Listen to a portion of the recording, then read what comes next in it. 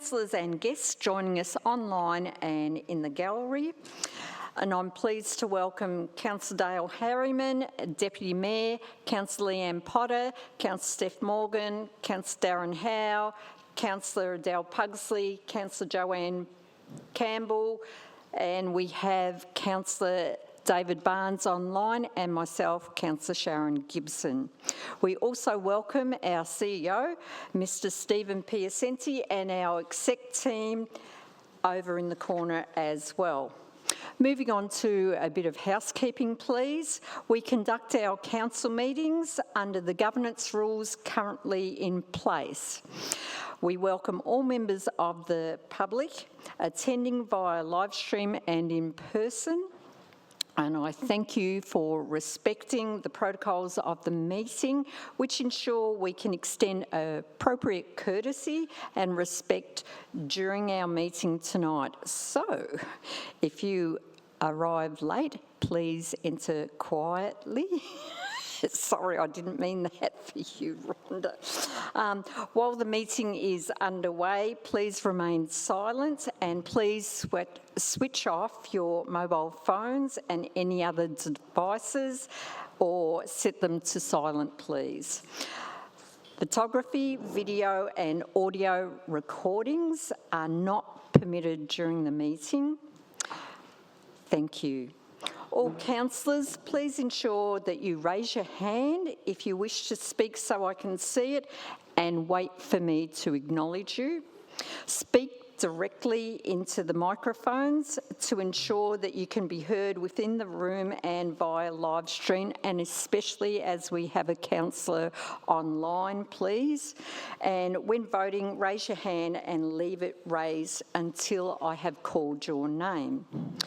Okay, the first, Councillor Pugsley, yes? Through you, Madam Mayor, can we just double check that Councillor Barnes? It's all been done before the meeting. Can we recheck, please? Okay.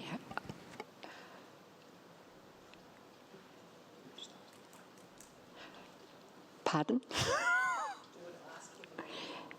Yep. Councillor Barnes, can you hear us? If you can, give me a nod.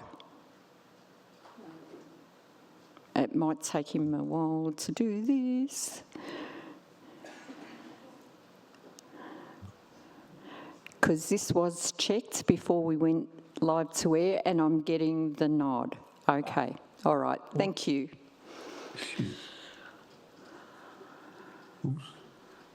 Yes, because I can hear him.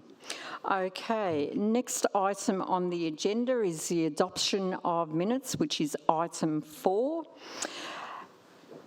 For the meeting held on the 27th of April 2026, commencing on page 4 of tonight's agenda. I note you, Councillor Harriman. Are you moving that motion? Happy to move, Madam Mayor.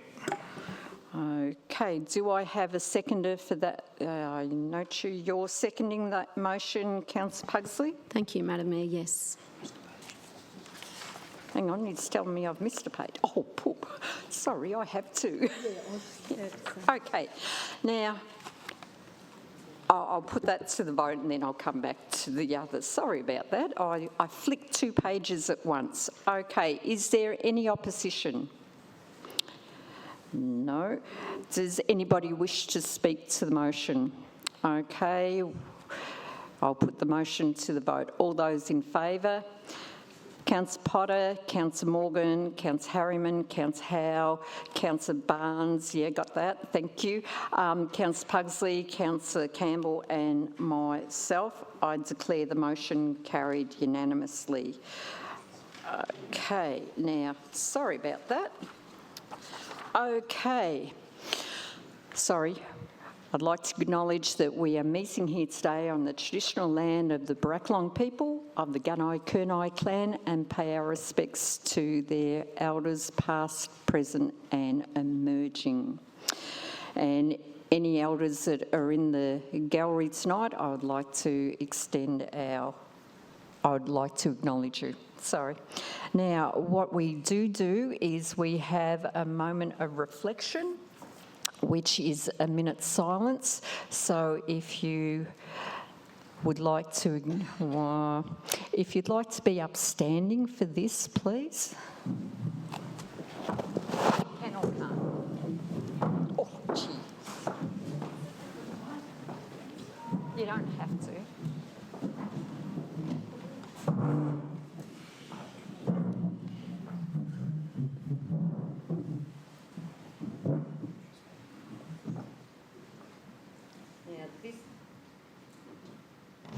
This is to observe a minute silent, and it's for us to reflect on our responsibilities to the community and who we serve. And it's our time to consider the impact of any of our decisions and maintain a spirit of collaboration and respect. And please take this time and do it in your own way. Thank you.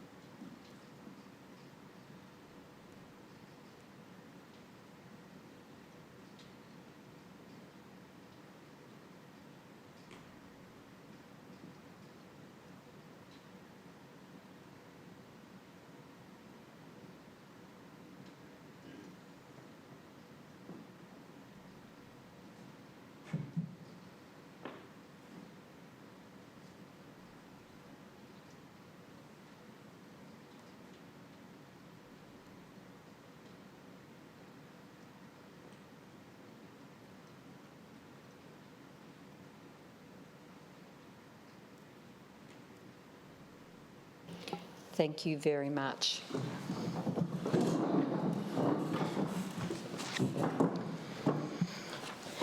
Now, it should have been item 3. We've just skipped a little bit, which is apologies and leave of absence. All councillors are here present or online, so we have none. Now, item 5 is declarations of interest. I note you, Councillor Campbell and Councillor Potter and Councillor Harriman. Now, this is for any councillors who have a general or a material conflict for them to declare that. Councillor Campbell. Thank you, Madam Mayor. 10.1 for a general and 16.2 community grants. Oh, it's not, yes, round 2. And that's general as well? Yes. Yep, thank you. Councillor Potter. Thank you, Madam Mayor. Item 16.2, item 3, a general conflict which I've already communicated.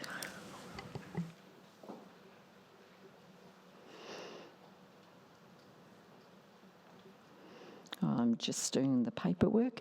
Councillor Harriman. And item 16.2, community grants, round 2, part D, I have a general conflict of interest. Thank you, Councillor Harriman. Is there any other conflicts of interest? No. Okay. Next item is item 7, which is public participation. Now, public questions, this is an opportunity. Item 6 Oh, of for the crying agenda. out loud.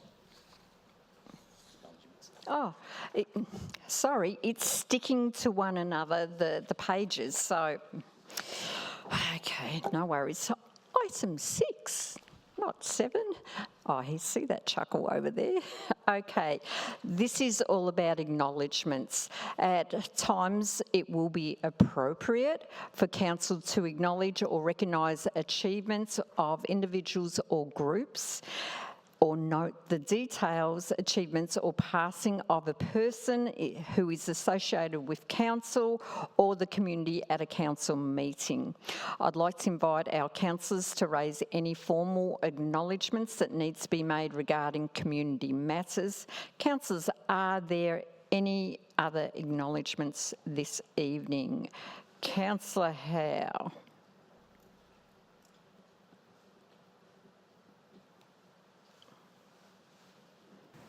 Okay, thank you, Madam Mayor, and through you.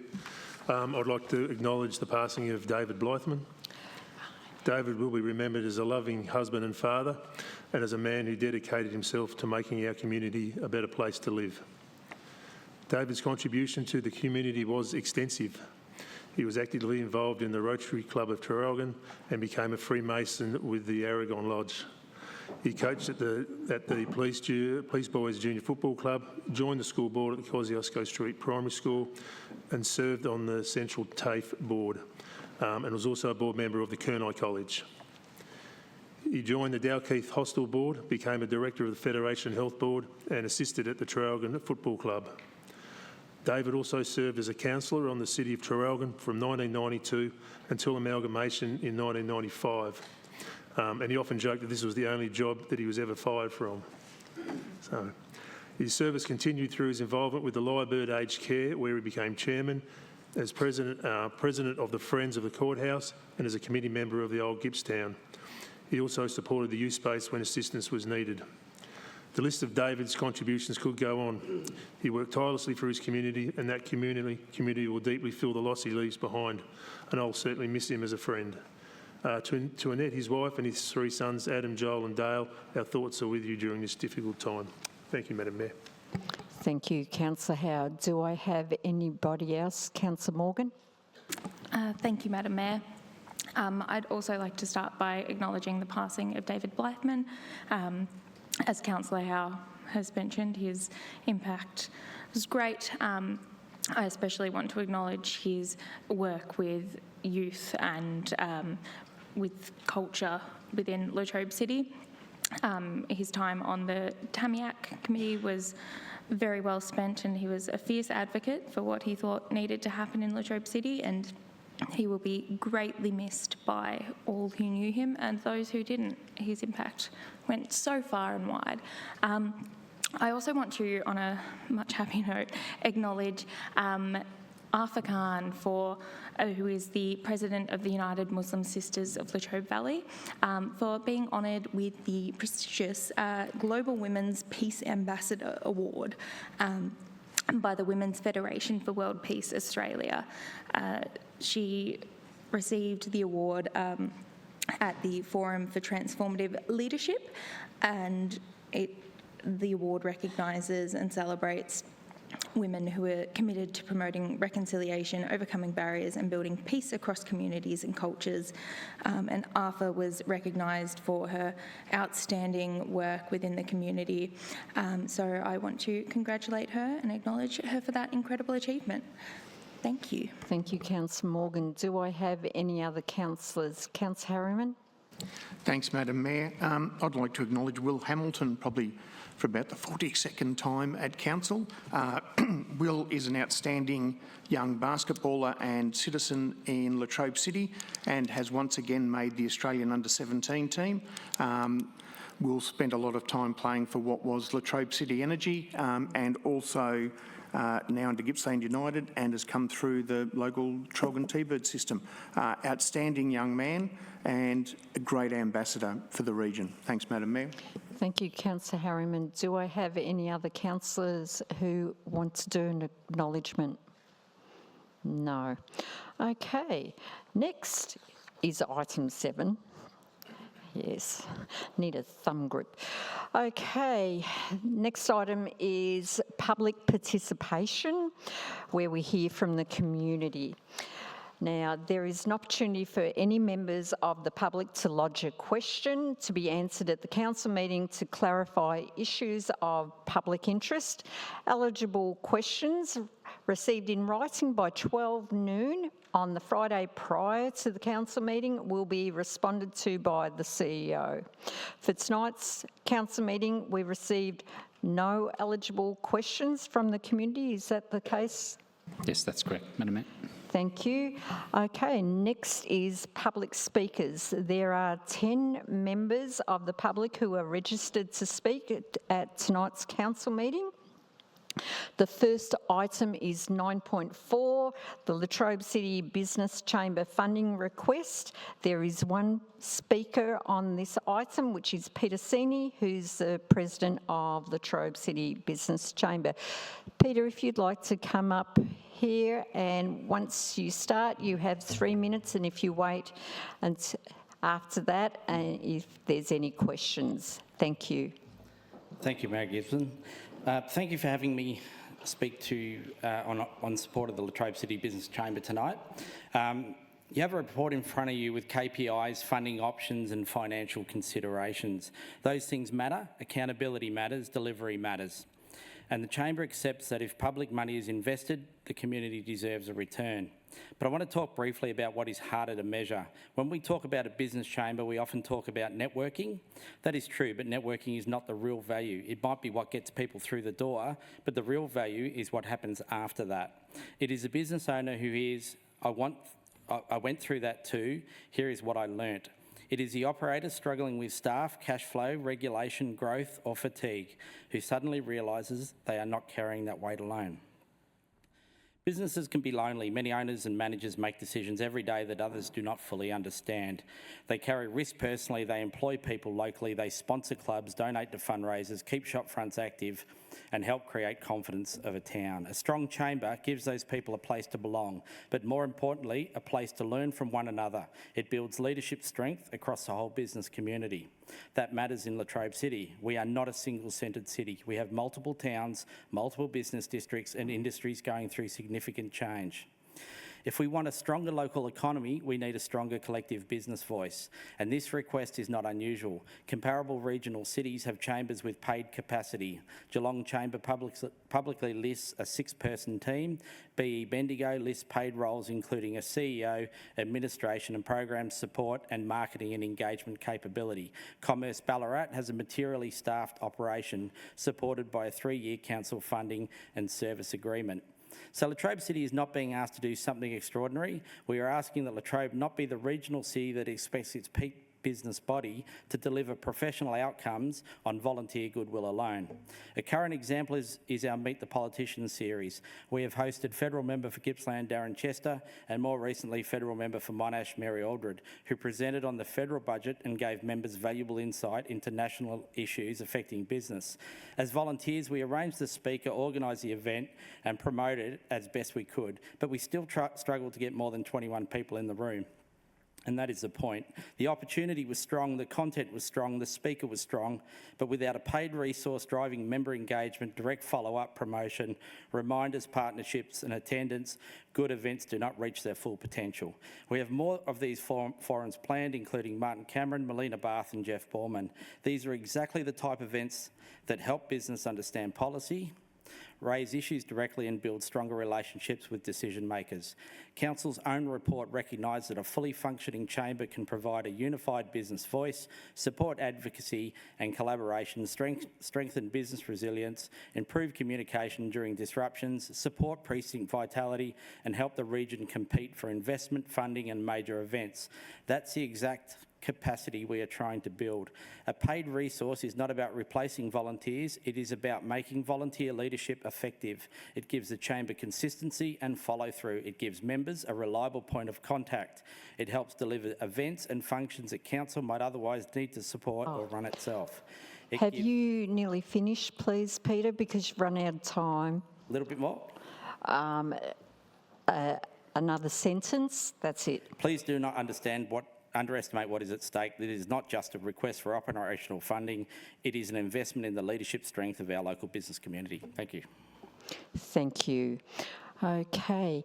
Councillors, do I have any questions for Mr Sini? Councillor Pugsley. Through you, Madam Mayor. Correct me if I'm wrong, are we currently 2.5 years into a 3-year agreement? No, the agreement finished last October. Sorry, I didn't hear your response. The agreement finished last October, so we had a 2-year agreement. We've been funding ourselves since then. And are you able to indicate in the 3 different satellite towns, Moe, Morwell and Traralgon, how many members you have in each town in your business chamber? No, I give you the total membership, but I can't give you the breakdown. I think it's 57 is the total membership. Thank you. Is there any other councillors wish to ask a question? Councillor Morgan. Thank you, Peter, for speaking to us tonight. In regards to, I guess, the advocacy work that the Chamber does for businesses in Latrobe City, could you sort of expand on what that looks like? So at the moment, it's we're only new in that area, and that's where we've invited our politicians to speak. So we've had our 2 federal members. We've invited all our state upper and lower house members to speak as well, and then we'll do a Meet the Candidates event prior to the next election. So that's the start of our advocacy. We'll then create relationships with RDV, RDA, Gibbs TAFE, VicPol, whoever we feel is going to be a benefit to our business community. Thank you very much. Okay, any other councillors have a question for Mr Sini? No, thank you very much. Next item is 9.6, which is Live for Life, and there are 4 speakers on this item. The first speaker is Tennille Thorburn.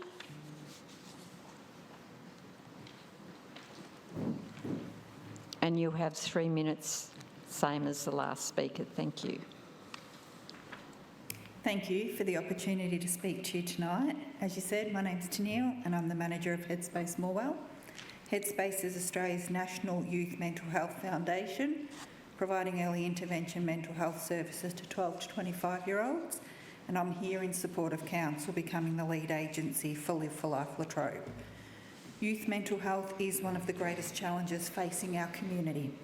Across the Latrobe Valley, we continue to see increasing levels of anxiety, depression, social isolation and distress among young people, far too often ending in suicide. But I also know something incredibly important. Youth mental health cannot and should not be solved by clinical services alone. It requires a whole of community response, and that's exactly what Live for Life provides. It's an evidence-based youth mental health education and suicide prevention model designed specifically for regional communities. Importantly, it's not a short-term program. It's a long-term investment in prevention, connection, community strengthening and creating communities where young people feel seen, supported and safe. The Latrobe Valley Partnership has already demonstrated a strong commitment to this work. In my role as manager of Headspace, but also as part of the partnership, we've successfully funded the crew support worker role for the past 2 years with funding from the Gippsland Primary Health Network. That investment has helped sustain meaningful engagement with young people and strengthen the local foundations of the program.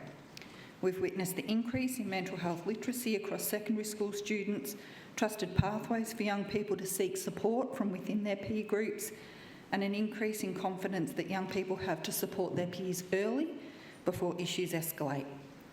We've also seen the power of genuine youth engagement through the crew program, and you'll hear from some of the crew soon, where young people become leaders and advocates for mental health within their community.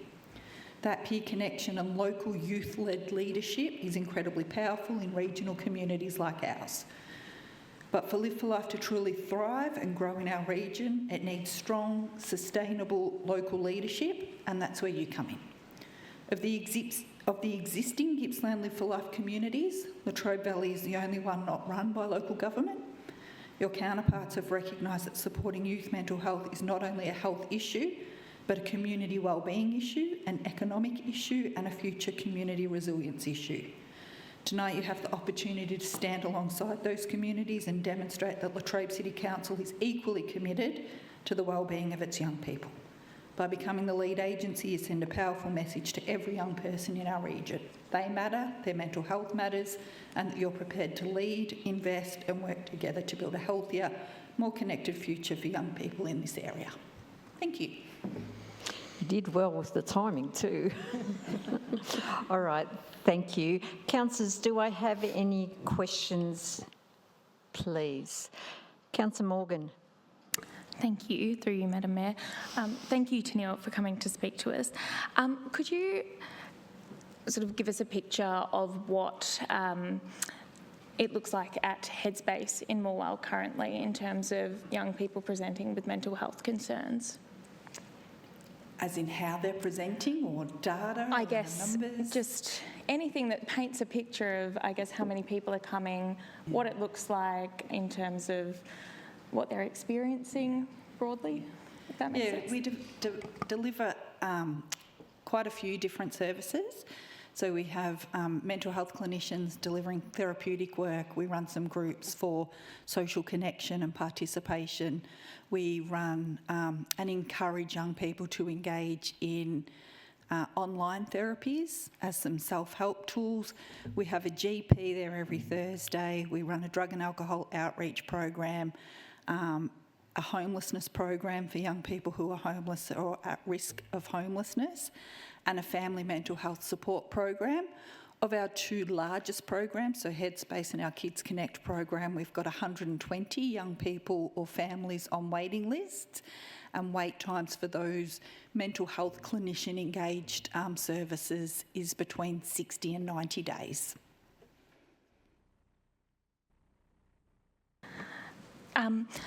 In terms of, I guess, the impact you've seen from Live for Life, what does, I guess, that peer-led approach look like in terms of tackling those issues of long wait times? What does, give us a picture of that if you could, please. So we provide while you wait supports within the centre and make monthly phone calls to our young people and families who are on wait lists. But our communities, so within the partnership, our schools, our sporting clubs, young people and their peers also can offer that holding support. And clinical services aren't for every young person or any person for that matter seeking support. Sometimes they get that support from their friends, from their families, from other community areas, and then when they get that, reduces the burden on our clinical services. Thank you so much for answering that. Councillors, do I have any other questions, please? No. Thank you very much. Thanks. Next speaker is Caleb Hegarty, please.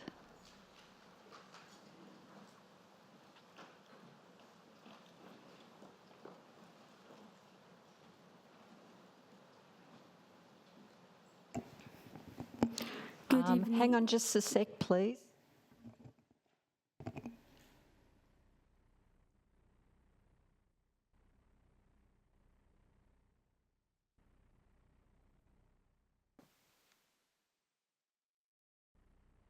Excuse me, which one's Caleb? Okay, sorry, I was just asking the rules because to speak you have to register who's speaking and only Caleb has registered. So Caleb, are you Blair and Jamila? Yes. That's okay, but Caleb's up first. Thank you, Madam Mayor. And I'd like to start by saying good evening to all councillors. My name is Caleb, as stated earlier, and this is Blair and Jamila. We are Year 9 students and a part of the Live for Life Latrobe Valley crew. Thank you for giving us the opportunity to speak about the program tonight. We would like to start by sharing why we are here and why Live for Life is so important. We are here to represent young people in our community and to tell you that by continuing this program, we can keep spreading awareness about mental health and well-being across our community. For many Hang on. Right, you do it one at a time. So if you're finished speaking, have you, Caleb? All right, so now I ask for councillors if they've got any questions of you before I go on to the next person. Sorry, Okay, councillors, do I have any questions? Councillor Potter. Caleb, what school are you from? We are from Traralgon College. Thank you. No worries. Any other questions, please, councillors? No. Thank you very much, Caleb. And I'm sorry, I've just got to do it by the rules. It's all right. Okay. The next person is Blair Beattie, please. For many young people, mental health struggles can feel isolating, but programs like Live for Life show us that we are not alone. They teach us how to recognise when someone may be struggling, how to start conversations, and where to go for support. Most importantly, they give young people the confidence to speak up. Living in a regional area also means young people often have less access to the same mental health resources and support compared to those in metropolitan areas. That is why programs like Live for Life are so important here in Latrobe Valley. They bring education, support, and connection directly into our schools and communities where it's needed most. Okay, thank you. Do I have any questions, please? No, thank you very much. Okay, and last one is, now, how do you say your last name, Jamila? Labukana. Thank you. Okay, if you'd like to speak. We have seen firsthand that this program works. It is clear that it is helping young people and having a real impact. The skills, confidence, and awareness gained through Live for Life do not just help us now. They can have a lifelong impact on how we support ourselves and others in the future. So we'll leave you with this thought. When a program has the potential to save lives, reduce stigma, and help young people feel genuinely supported, it's worth considering what continued investment could make possible. Thank you. Thank you. Councillor Potter's got a question for you. Thanks, Jamila. Before you did the Live for Life program, how would you have rated your knowledge about mental health problems or conditions that other students might be facing? I would say that maybe I didn't know very much, but I guess having subjects about well-being made me more knowledgeable about it. So doing Live for Life made my interest grow about well-being and made me want to help young people to also be knowledgeable about it. Fantastic. And how confident do you feel now going up and speaking to another student who you think might be struggling? I'm very confident because Live for Life has helped me, has taught me a lot of things that young people is going through. Thank you. Thank you. Thank you. Any other councillors? Councillor Morgan? Thank you, Madam Mayor, and through you, thank you all for speaking. Very brave of you. In terms of your peer group at school, have you seen an impact on your fellow classmates in terms of learning things, being able to have more conversations now that you've gone through Live for Life program? Yes, I am able to talk to them about it, and they were also very interested, and it made them comfortable to also talk about their experiences. Yep. Excellent. Thank you so much. Councillors, do I have any other questions? No. Thank you very much. And it really does take a lot to get up and speak to us. So hats off to the three of you for being able to do that. Thank you. Well, you can give him a clap.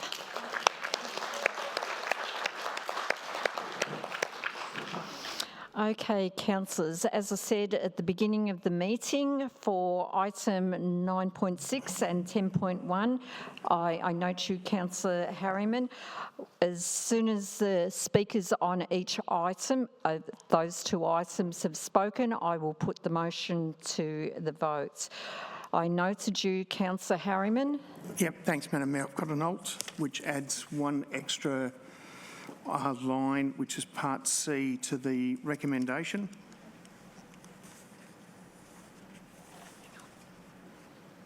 No, you got one more speaker, Madam Mayor. No, you haven't.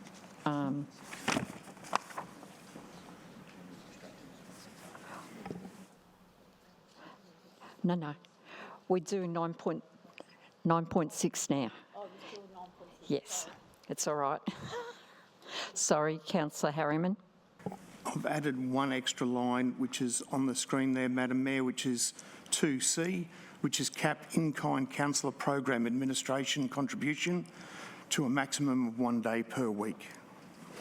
Thank you, Councillor Harriman. And sorry, now, point three, which is receive an annual report on the Live for Life program impacts. And that's the only difference from the motion that was... They're the only two. Yep. Yep. A question? Happy to second that, Madam Mayor. Thank you. Okay.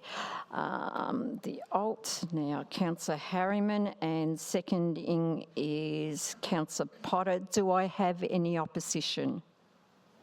No. Councillor Harriman, do you wish to speak to this? If I can, please, Madam Mayor. Live for Life is a great program, and I think we've seen when Latrobe Health Assembly had funding and they were running the program, it did a world of good.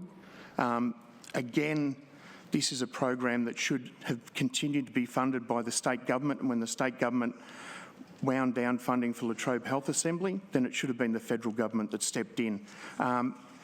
Basically, what we're doing with this is taking on board the funding that's left over from the Latrobe Health Assembly, and we as a council will go out and chase further funding, whether it be from philanthropic groups, through grants, or from federal or state government funding to run the program.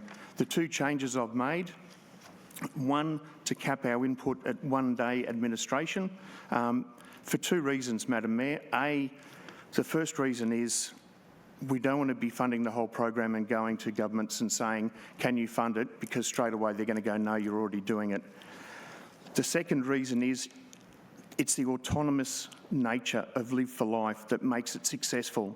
The fact that it's not run by government departments is what makes it successful. And we've just seen 3 of the students that have had a huge impact from it. We do not want to take away from that part of the program by making it bureaucratic and run by those outside of a vested interest in it. And by getting a report back to council, we can see the progress it's making, the impacts it's making, and the value it has, which we can then take to state and federal governments and push for further funding. This is a program that the region needs. It was a program that was going exceptionally well, and it was a program that was doing the world of good for kids in this area. And I've got to say, politics aside, it's a program that whoever wins the next state election needs to fund. And I'm begging the councillors to support this program and to help us push to continue to seek funding for it, whether it be from philanthropic groups or federal or state government. Thank you, Madam Mayor. Thank you, Councillor Harriman. Councillor Potter, do you wish to speak? Yes, thank you, Madam Mayor. So this program fits into our council plan, the Health and Wellbeing Plan, and really fits it in there well. So being socially connected, being active, feeling like you belong, having good mental health, the ability to learn and to work and to feel safe. And our youth policy affirms that we have a strong commitment to the ongoing engagement and capacity building of our young people, their physical and their mental health and their wellbeing. So Live for Life is direct evidence-based answer to both of those commitments that we've already made through our own plans.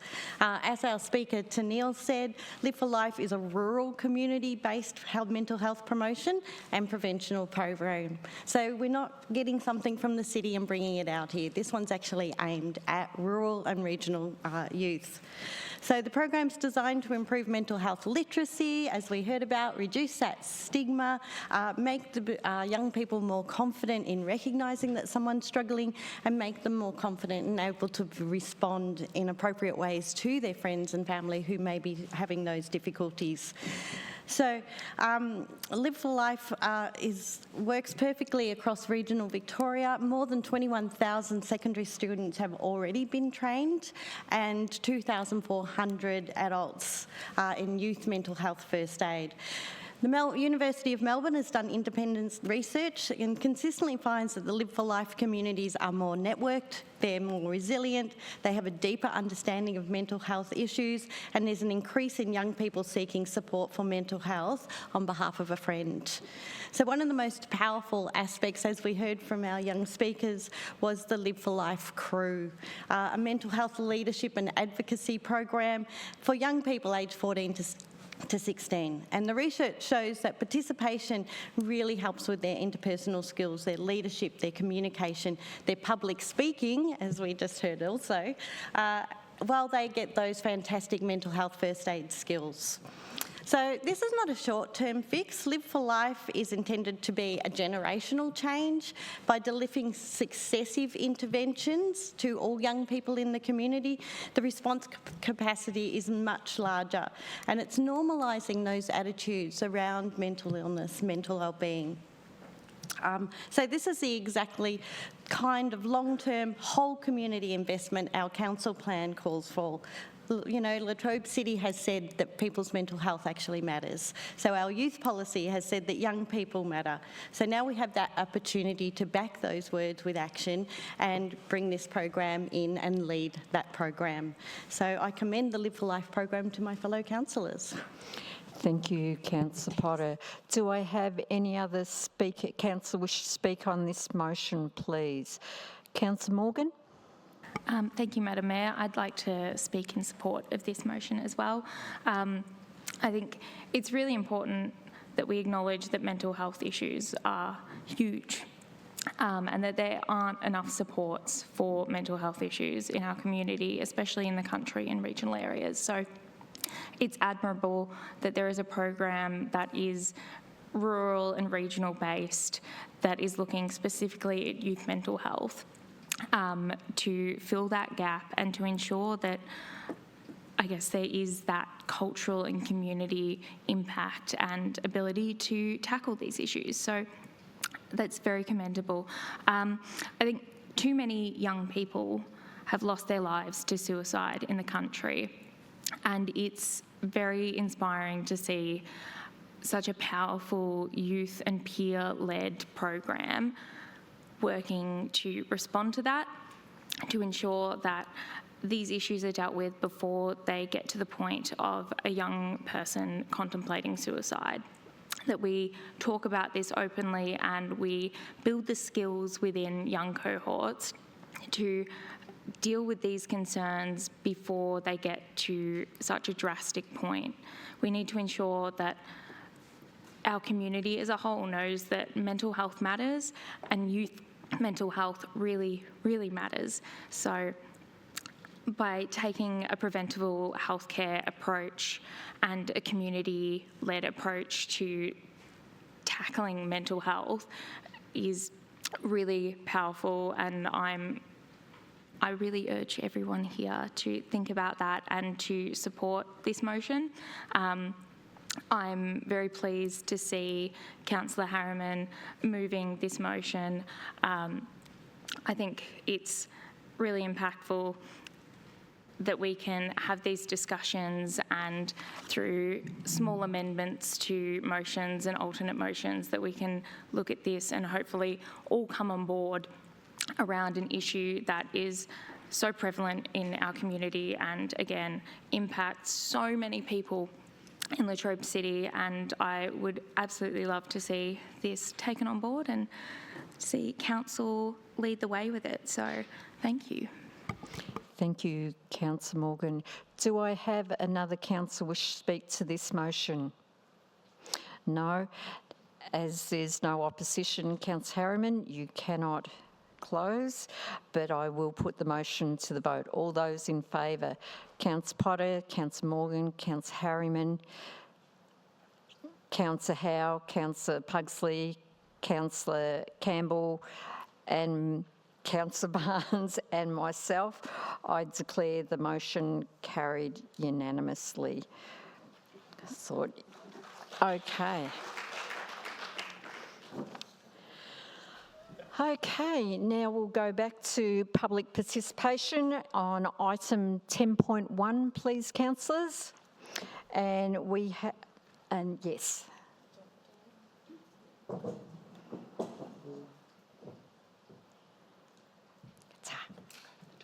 Okay. Now we have 5 speakers on this item. And the first speaker is Chris Constantine.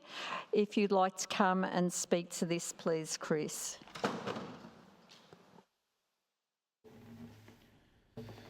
Thank you, councillors and council staff, for giving me the opportunity to be here tonight.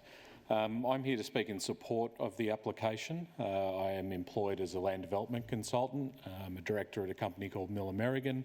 been in the Latrobe Valley for the last 14 years and 60 years in business. We cover town planning, engineering, and all of the relevant professions associated with land development. There's some key points of clarification that I'd like to make this evening with regard to the application. The land itself is zoned farming. I think that's a key point because there's some discussion on the rural residential type environment, and it is absolutely clear that the land is zoned farming. The shed in question on the site has an existing planning permit that is not the subject of this application. That is permit number 2024/42. The western access that is referenced in a number of the submissions against the application is confirmed as a legal access. It's been signed off by Latrobe City Council. It's been signed off by the Catchment Management Authority, and it is absolutely appropriate that that access can be used to this site. This application was made at the request of Latrobe City Council to address ongoing compliance issues and conditions to be implemented to manage and protect amenity in the area. So I think those points of clarification are really important when looking at the application that we're talking about tonight.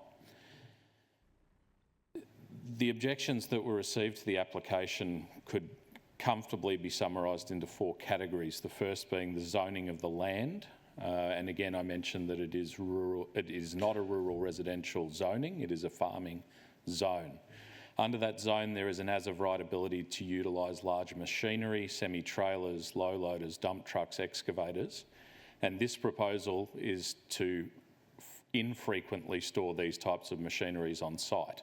Whether that is for a civil business or agricultural business, it is still a use that is characteristic to the zone. And as noted by the officer's report, the farming zone does not include provisions to protect amenity of existing dwellings. It's unique. In a residential zone, absolutely those provisions exist, but in this case, they do not. Hours of use are listed as one of the grounds for objections. The application is in fact intended to lock in those hours of use to ensure that they're not outside of what could reasonably be expected within the area and within the EPA guidelines for these types of movements. I think it's also important to talk about the hours of use. They're not hours for constant movement, they're hours in which movement can occur for vehicles to be stored on the site. Large vehicles are intended to be stored on the site infrequently in between jobs rather than consistently throughout that period. The access that I mentioned, as I said, was assessed in 2024. Sorry, Chris, have you finished or how much more have you got? I can finish off in one sentence. That'd be great, thank you. The approval that's recommended by officers includes conditions which protect the amenity in the area. These are not protections that would be afforded by VCAT if the application was to be determined there due to the nature of the farming zone. Thank you. Thank you very much. If you want to just wait there. Councillors, do we have any questions for Chris? No, thank you very much. Okay, next speaker we have is Sharon, and is it Postel or Postal? Postal? Thank you. Oh, before everyone goes, sorry, I'll just give you the heads up. We have a state delegation that is going to Spring Street, and we will have an item come back to council to approve that we can advocate for Live for Life. Thank you. Sorry, Sharon, you can come up now. Thank you. Thanks for the opportunity to speak. I just want to touch on a couple of points that were just made. In the application, there is restrictions for movement of vehicles. That applies to heavy vehicles only. The rest of the vehicles can come and go. Morning and night. They start at 5:30, they finish at 7. It's all day. So that is a problem. Our home is less than 10 metres from that driveway. That's from here to the wall. All day we have vehicles coming and going. So it is, yes, it's farming, but we live there. That's our home, and it's not intended for commercial use. So I just wanted to put that personal side to it. and yeah, it's our home. Shouldn't be there. So thank you. Hang on. Thank you. Councillors, do I have any questions? Councillor Pugsley. Thank you, Sharon. You answered my first question, was how far away from the property this is. So is there dust that is caused by this, and how far does the dust go, please? There's substantial dust impact. We do have some photos that we can provide to you of the dust from the driveway. It covers, you can see dust halfway into the property, and it covers the house and our backyard. It goes the whole way along the property, so I'm happy to provide some photographs showing that. Can I ask a further question, please, if that's all right, Sharon? So I understand, is your property the one right onto the boundary? Yes. So can I just, I'm just curious, how large is your parcel of land, and what, do you run cattle on it, or? It's 17.1 acres, so just under 20 acres. We have mostly horses and some cattle, and chooks and dogs and cats. But my children ride horses. They do that for a living. So unfortunately, our horse arena backs straight onto the shed that's been built. So we can have horses being worked, and we've had some near accidents where trucks will come past and horses are spooked. We've had excessive runoff from the shed through our property as well, a lot of clay running through the property. And the driveway, yes, it was approved, but at the start it was built above the flood level, so our front paddock was flooded for at least nearly 12 months when the excessive runoff could not flood through. It floods through our property onto the 140 Burnett's Road and then onto the next property. So that had to be adjusted to bring it into the level that it was meant to be. Thank you. Any other councillors have any questions, please? No. But if you have the photos, if you'd like to give it to one of the officers, they can pass it through to us. Thank you. Thank you. Next person we have is Margaret Kesper. If you'd like to come up, please.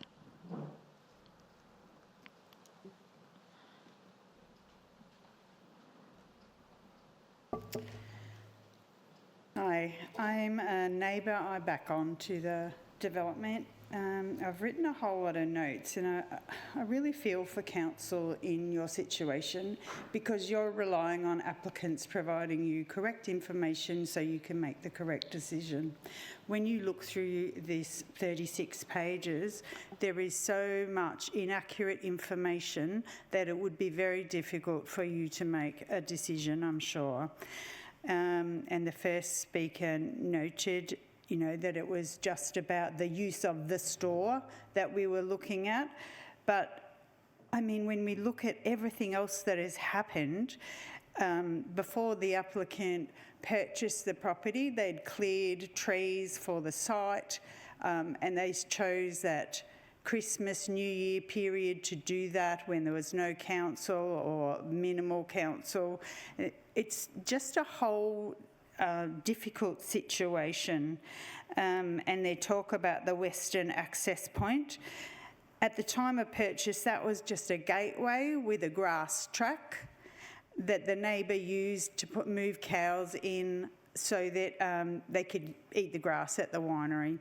But then let's look at what the first speaker has said. He's talked about the zoning is agricultural. So it's a farm zone, a farm. You think a huge big property, so, you know, 200 acres, you could put up a big shed and that's not going to impact anyone, is it? I think the property is about 19 acres. It's not a farm. It was a boutique winery, which is zoned as farm. That may be correct. But the applicant has put up a huge shed. And when you look at the timeline, I mean, you're not the FBI, but the applicant previously leased a block in the industrial area, but he relinquished this lease after the shed was built and he moved his business there. There's huge big vehicles there. They're not farm machinery. It's not a hay shed with nice quiet bales of hay sitting there. It's not a tractor that gets used now and then. It's a construction business. I mean, I will survive. I'm not metres from the shed.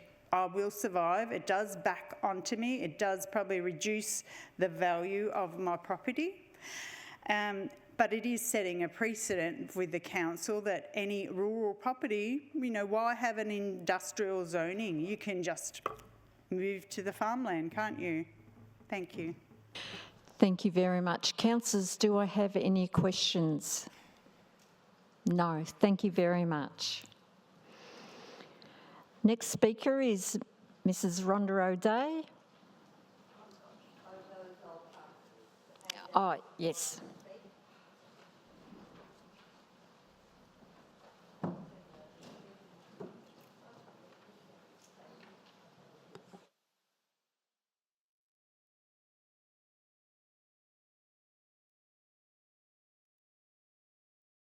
I'll wait till you have the photos because that's what it's all about. If you just want to wait, because as soon as you start speaking, your time starts.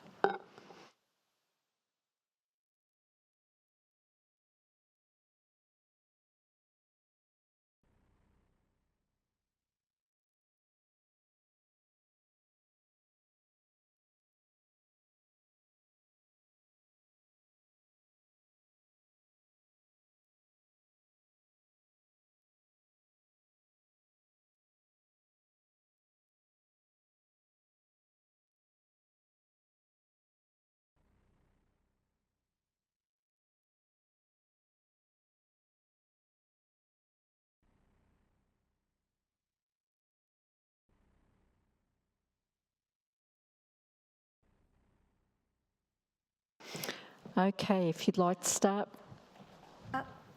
Well, I don't think they've all handed out. Did you get three loose pictures plus a stapled copy? I got a stapled copy. Plus 3 loose pages. Each one had 3 loose pages. No, I've only got one stapled one. 3 loose ones that were in front of the stapled one. I didn't get that. Okay.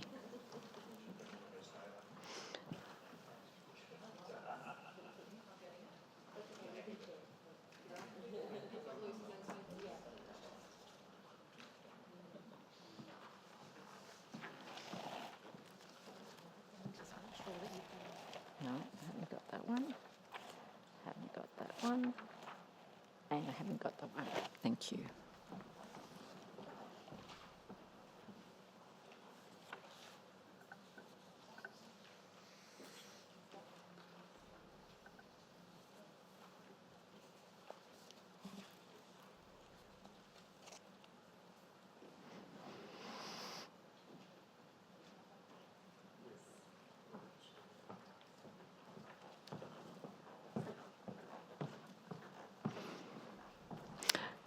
Okay, I believe we have all the photos now. If you'd like to start, please. Right. My name's Rhonda O'Day and my property lies directly south of the winery, and my property covers 3/4 of the boundary of that property. So I have full view of the entire winery. And 40 years ago, we built a house off the road, away from everything, and we had a view down the valley, which has then become a view of the winery, which now has become a view of an industrial estate. Mr Grady, as we all know from the first speaker, has professional consultants, Miller Merrigan, who have prepared his permit application and has constant support from them, so they know all the legal avenues and all the words and the ways to get through the planning permits. Whereas we as individuals have to do our own thing, and we're relying on council and the honesty and the integrity of council to understand the effect that this is going to cause the environment and the well-being of all the residents in this area, particularly the neighbours in 100 Burnett's Road who have been terrorised by his staff, and myself who live due south of the property. Council's planning support for this is consenting to the permit application for the store at 140 Burnett's Road. With the new one, which is 57A, has applied numerous restrictions and directives that he has to abide by if he's granted this permit. But history over the past 3 years is evidence that these restrictions and directives will never ever be adhered to. Just he has not adhered to any regulations or directives over the past 3.5 years and continues to this day. Photos, 3 photos I took this afternoon. He's not permitted to park any of his vehicles on the winery side. That's part of the directives. Yet those 3 photos were taken this afternoon. They show his vehicles parked directly in front of my house on the property. And not only that, if you look at the winery, he couldn't care less about the property and agriculture. All the vineyard vines, from my view, are rotted and still netted, an absolute mess.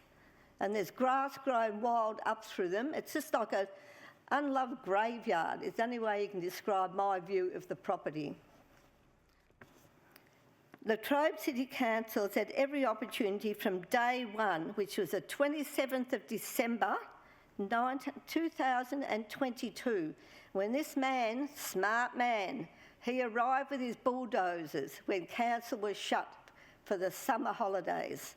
I rang council and was told by planning that he had no permits, no permission, was not meant to be doing anything. This man starts everything without a permit. Can I just ask you, your time's up. Have you got... I think you get the message. Yes, I do get the message. This man does not agree or comply with anything ever. Thank you very much. Yeah. The second photos... You are out of time, though. The second photos are but I do take you... Can you please... I do understand your anger, but if you can just wait for a second. Councillors, do I have any questions? Councillor Morgan. Ms O'Day, thank you for coming. Through you, Madam Mayor, could you please explain what the stapled photos you've provided us with are? If you want to get a bit close to the microphone, please. I can't yell well enough. That is the property in Standing Drive that he occupied. They were taken in February 2023, but he occupied the land. Look at the equipment there. Now he's got access there to have a store, to do maintenance, and a big office space. So he left there to come and ruin our environment. And so he had everything there. And that's what the winery will end up looking like. He will move from the area you're going to want to permit him to have, and just as today, those photos I took, he just moves across. He just keeps adding more machinery every day. And that machinery there in that trailer, he was welding and bashing a sledgehammer on it on the store site, and he was totally forbidden to do that. And this is what he does. He doesn't abide by anything council says. And council doesn't have apparently the power to stop him, because no one stops anything for 3.5 years. Thank you. Any other questions, please? No, thank you very much. And I take your passion. Okay. Next speaker is Scott Postel.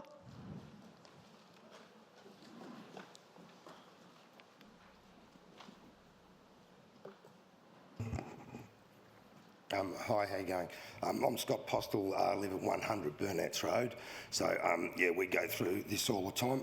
I've got 150 plus photos I sent to Mark King, he was on the council, and another 200 to Robert Pringle, the dust, and these are photos I've taken. This first one here, that one there, they're all videos, so they're hard to screenshot, but that was at my son's 21st, Saturday afternoon at 5:10, the 10th of May last year. And I've got photos, if you flick through these things, that one there, Christmas lunch, Boxing Day, 26th of December, and we get a car up the drive just to put a bit of dust on our barbecue. So we're very thankful for that. And it's just like I say, non-stop. I get up at 6:30, 6 o'clock in the morning, and it just away you go again. They're right there, 10 metres from the house. And you can see in those photos, they're dust that we get, and it goes 50, 100 metres across the paddock. So we can't wash our clothes and hang them outside. In the middle of summer, we got our clothes inside on a clothes horse because we get covered in dust. We can't eat outside anymore. We have tea at the table. We've got a beautiful, beautiful veranda, beautiful view. So we either go to the neighbours for tea or we're having tea inside because of dust. So, yeah, and like we say, the more photos I take, the more vehicles he brings. It's no matter what I do, you just, and there's the last page there on Friday, or it might be the second last. Friday evening, they were there banging and clanging in the truck, and that was Friday just gone. And they're silly duffers, they left the shed open, the light on, so I just walked up and I could take a photo. So it's just like I say, non-stop. They were banging and clanging in there, and that's what we live with every single day. So yesterday, Sunday, there's vehicles up and down the driveway. We got told he wouldn't use it public holidays, and yeah, we just cop it all the time. Good Friday, I've got videos of him banging and clanging in the shed. So, but anyway, yeah. Sorry, thank you. Councillors, do I have any questions, please? Councillor Harriman. Yeah, thanks, Madam Mayor. Through you, Scott. We've heard the impact on a lot of people in the area.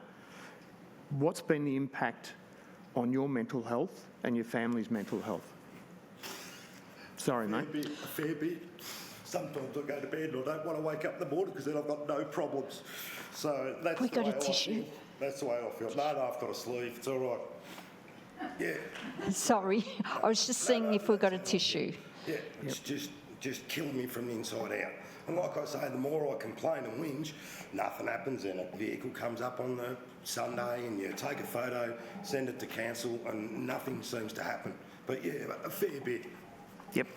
Through you, Madam Mayor, can I just ask, through you, what has been done compliance-wise at this venue? I'm aware of Scott having sent through a large number of photos. Just wondering what compliance action have we taken and what impact it has had. Thank you. Ms. CEO? I'll need to pass that one to my team, Madam Mayor. See if I can get some advice around that, whether we need to take that on notice. I'm not sure whether, given we've had a changeover in some of the team in terms of responsibility, I'm not sure who's going to take this one for me, whether it's Mr Reardon or... Through you, Madam Mayor. The planning compliance today is that because of the issues raised in terms of non-compliance with the planning scheme, the current landowner has to apply for a planning permit. Largely, and the way its standard process work is that even if a matter went to VCAT, largely the process is they have to apply for a planning permit as part of a process. So the process at the moment, they've applied for a planning permit, subject to the decision of council tonight. If a permit isn't approved, then compliance action will continue. If it's appealed to VCAT, then it will be considered then. So it's just standard practice in terms of when we go to VCAT, if somebody is allegedly doing the wrong thing, they say that they have to apply for a planning permit application, which is what this landowner has done. So to answer your question, it kind of puts a standstill while we're assessing the planning permit application. Can I throw one more at you, Madam Mayor? Through you to the CEO, is it possible for us as a council to lobby to have that state government rule changed? Is that a possibility we can, on the delegation to state government of Spring Street, can we add that to the list of items that we want changed? I suggested it would be like the last one with Live for Life. We'll bring whatever back to the chamber as our advocacy pieces, and then we will go to the relevant ministers, unless you've got a different point of view. On that matter, we might just need to get some advice from the team as if when we bring that back for a conversation about whether that sits under legislation that needs to be changed or VCAT standard processes, as I understood them, in terms of their precedent and practices about what they require of an applicant when they're not complying with the processes Mr Riordan pointed out, in terms of them needing to apply. So I probably need to get you some further advice around that one about whether there's ability for council to influence those particular processes. So. Can I just ask for clarification through you to our officer? Okay, so there's planning conditions put in. Now, they haven't been adhering to the conditions, and essentially all we could do is say you've got to apply for a permit. Is that what I'm hearing? No, so I don't think that's exactly right. My understanding of the situation was, and I might get this clarified by the team, is that a permit wasn't applied for and should have been. So when somebody's undertaking activity where they don't have a planning permit to undertake particular activity, the council steps in and says, when we're notified by the community, that we advise the landowner they're doing something that's inconsistent with the planning scheme and they need to comply. One way for them to seek to comply is to apply for a planning permit. So when that occurs, as Mr Riordan said, the process of enforcing the planning scheme is temporarily put on hold while they go through that planning process to get a planning permit, and then subject to what the outcome is, and this particular matter, what happens tonight, that'll then determine whether further action can be taken, or it also depends on whether the applicant then appeals that decision, because it's a notice of decision that will go through to potentially, if they seek to take it to VCAT, as I understand the process. So just get my team to clarify that I got that. Through you, Madam Mayor. Yes. Mr. Pisanti has probably covered it off quite well. To answer your point, it's not so much a state government direction, it's just standard practice of what we see at VCAT. So where there are situations where council has taken compliance action in the past and where it does go to VCAT, largely the VCAT standard process is that they allow the landowner to apply for a retrospective planning permit. So in this instance, to go to Madam Mayor's question about the planning permit itself, the planning permit is being applied for because the use wasn't compliant with the planning scheme in terms of how the site was being used. The planning permit conditions will be in place if a planning permit is issued, and then we will be able to enforce that and ensure that adherence is complied with, because the whole obligation is that when a planning permit is issued, the conditions will be adhered to as well, otherwise council can take legitimate enforcement action. Okay, before I get to you, but I was hearing from some of the residents that they weren't supposed to do it within certain hours and on public holidays. So how did that come into play, please? I might pass that again to Mr Riordan. I'm not across that level of detail for this one. To you, Madam Mayor, if you refer to the draft planning permit conditions, there's also proposed hours of operation. So largely if they step outside of that, then we can take compliance action that they have to work within those hours. And if they don't? Yeah. Sorry? And if they don't? Again, if a planning permit is issued, subject to not being appealed to VCAT, if they don't, we can take compliance action. Okay, thank you. Okay, I'm sorry I can't take questions from the floor. Councillor Potter. Thank you, Madam Mayor. Just a question. So, just for everybody in the gallery as well, this planning permit is to build this shed in this photo. Is that correct? That's correct. No? To use it? No, so through you, Madam Mayor, the permit is not to build the shed. The shed's already there. They've already got the permit for that. It's to use it as a store. Thank you. Councillor Pugsley. A question for the council officers, please, through you, Madam Mayor. Would you mind reminding me what the difference is between rural residential and zoned farming, and zoned farming, how much land that starts at and goes up to, please? Need to again pass that one through to Mr Riordan, I think. Through you, Madam Mayor. So rural living has a specific focus to provide for rural living in a larger purpose in a conventional residential development. So if you're in a town, for instance, most blocks are 800 to, say, 1,000 square metres. In a regional setting, in a rural living setting, they're about 2 hectares. Farming doesn't have a specific, in terms of it has to be, if you're subdividing land, there has to be a minimum lot size, and that varies depending on the schedule, which is a particular requirement in the planning scheme. But in this instance, it's zoned farming zone, and it's not specifically tied to the fact that the lots are smaller than what you would have in some of the larger broad acre agricultural land that we have in our municipality. So it's still zoned farming zone. That's the current zone. If something in the future, if council want to reconsider that zoning in terms of its purpose, but currently it's zoned farming zone. And just because a lot is smaller than, say, 40 hectares doesn't mean it's not zoned that purpose. It's currently zoned for that purpose, and that's what the zoning is. But yeah, rural residential is very different to farming zone per se, but there may have been a decision going back a long time ago now, I haven't checked the exact title details, when these lots were created, that they're smaller than your typical farming zone lots. Thank you. Okay, any other questions? Have you got a question? Yes, so I do. Thanks for Mr. Postle, if possible, and then Yes. probably one to the council. So I'm just looking at the map, sir, and it's got the road is a 375 metre road from Burnett's Road down, or driveway down to where they've built this new shed. Is that where all the dust is coming from? Yeah, that's okay. So through the offices, through the offices. One of the conditions is that's getting appropriately sealed. That's what I read? Is that correct? But if they seal it, will it stop the noise of the trucks as well? That wake us up? Well, that's another question I can ask you. Like. Yeah, there's a garbage truck here, 6:04 in the morning, 10th of October, coming empty. You know what a garbage truck's like, he doesn't pick it out and put it in the bin. Tips it up, boom, crash. We just seem to just keep sucking it up, suck the dust up, suck the noise up. Through you, Madam Mayor, I'll believe the answer to the question. I need to get the team to clarify. Thanks. Through you, Madam Mayor, yeah, the answer's yes, the road will be sealed, and that's part of one of the proposed conditions of the planning permit. Thank you. Any other questions? Councillor Morgan. Thank you, Madam Mayor, and through you.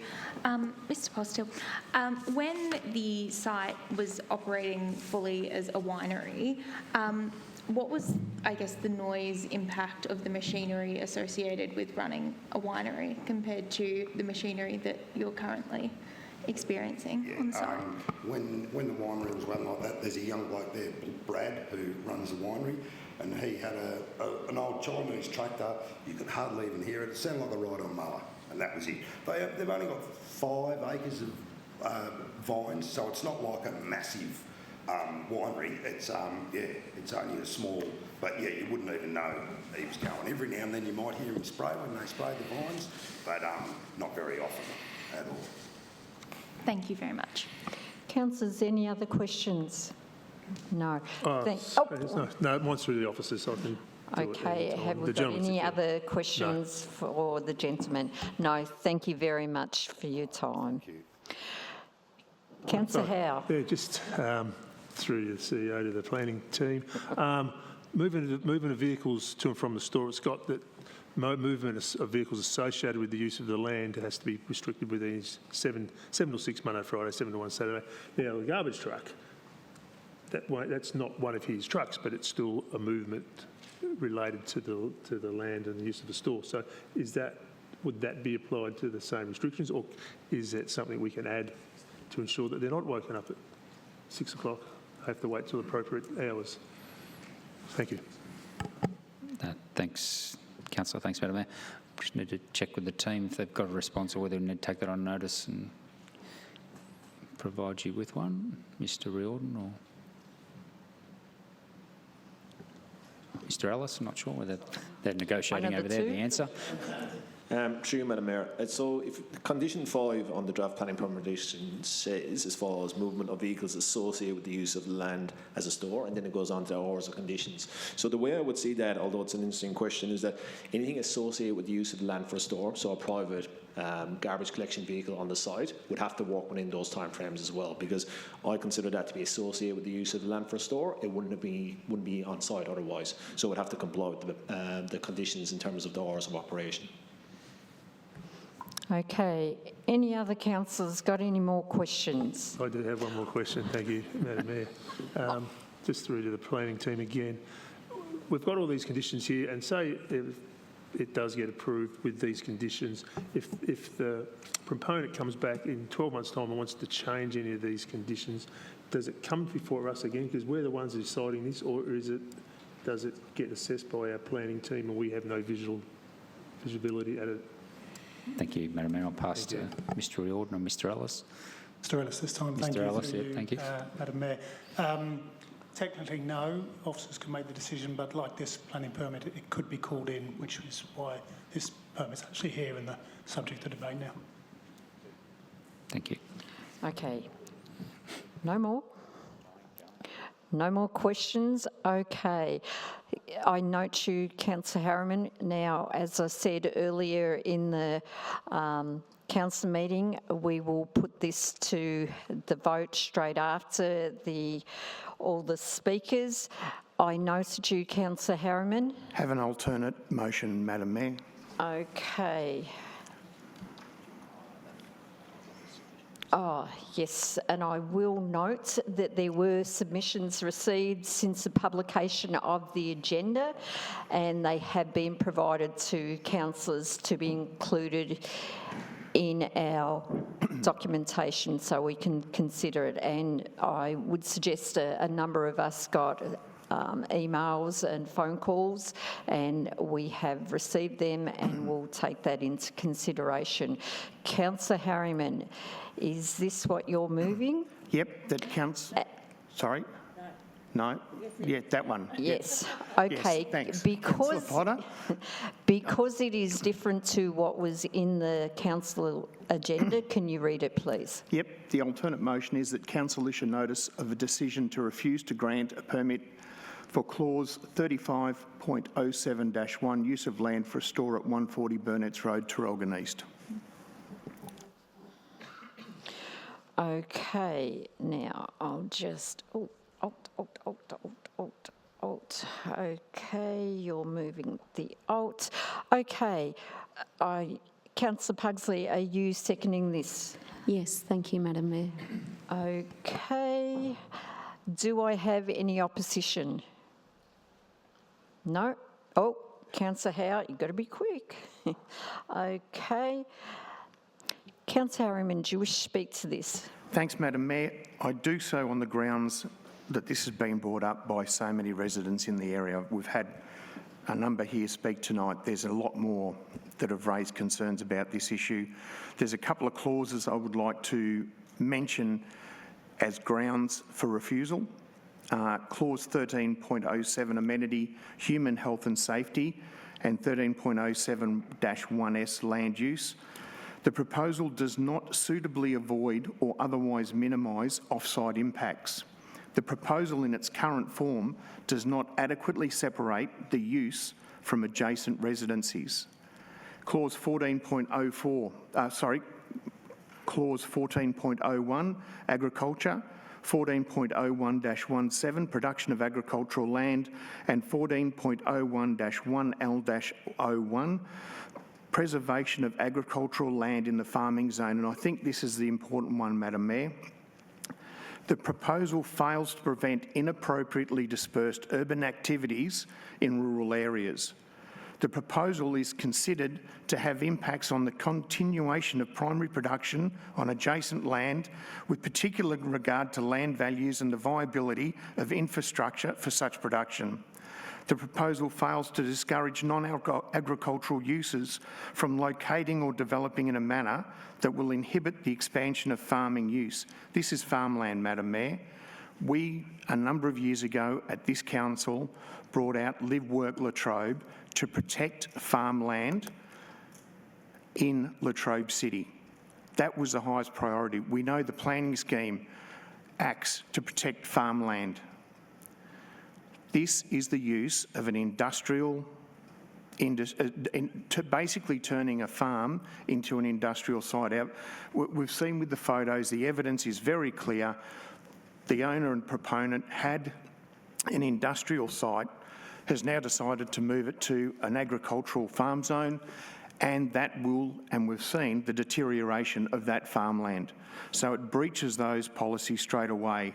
And also, Madam Mayor, the objectives of the Farming Zone Schedule 1 is to provide for the use of land for agriculture,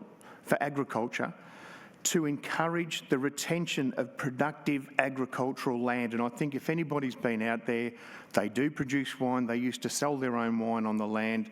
They ran a winery. They had a winemaker. Quite often they bought in grapes to make their own wines, and it was productive and it worked very well through a number of owners. What we're seeing here is the destruction of farming land, turning it basically into industrial land in a rural living area. We have to ensure that non-agricultural uses do not adversely affect the use of land for agriculture, and that's why we need to refuse to grant disapproval. Thank you, Madam Mayor. Sorry, I'm out of time, sorry. That's okay. You rounded up quite well, but a question, because all the clauses you're relating to, now it's not on here. I'm just going to ask, is that what we're actually voting on, all those clauses? We might need somebody to foreshadow that, Madam Mayor. Well, that might be handy. Sorry, Was in the just checking email, with but the it's team, not Madam Mayor. on I think there, it yeah. was, that information may have been provided to all councillors as part of the It was to support the alternative provided, motion. I'm just not quite sure if that's but all be part of the motion, so I'll just check that. yeah. To you, Mr. Ellis, I'm not sure if you can... Sorry, I missed the question. I was just wondering whether, the question from the Mayor is whether the detail that's been provided to all the councillors forms part of the full alternative motion that's now before the councillors. It was sent through to all councillors, and on, I think it was Thursday or Friday of last week. Sorry, Tim. Yes, it was sent to us, but the 15th of question May. is those conditions part of what we're actually going to vote on? So if we voted on this alternate motion, would those conditions be part of the conditions for the applicant?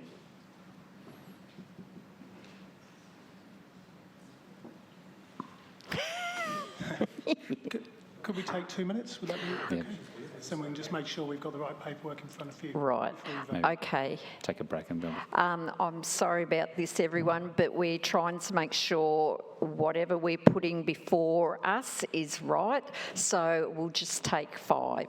Thank you. Fix the YouTube, yeah.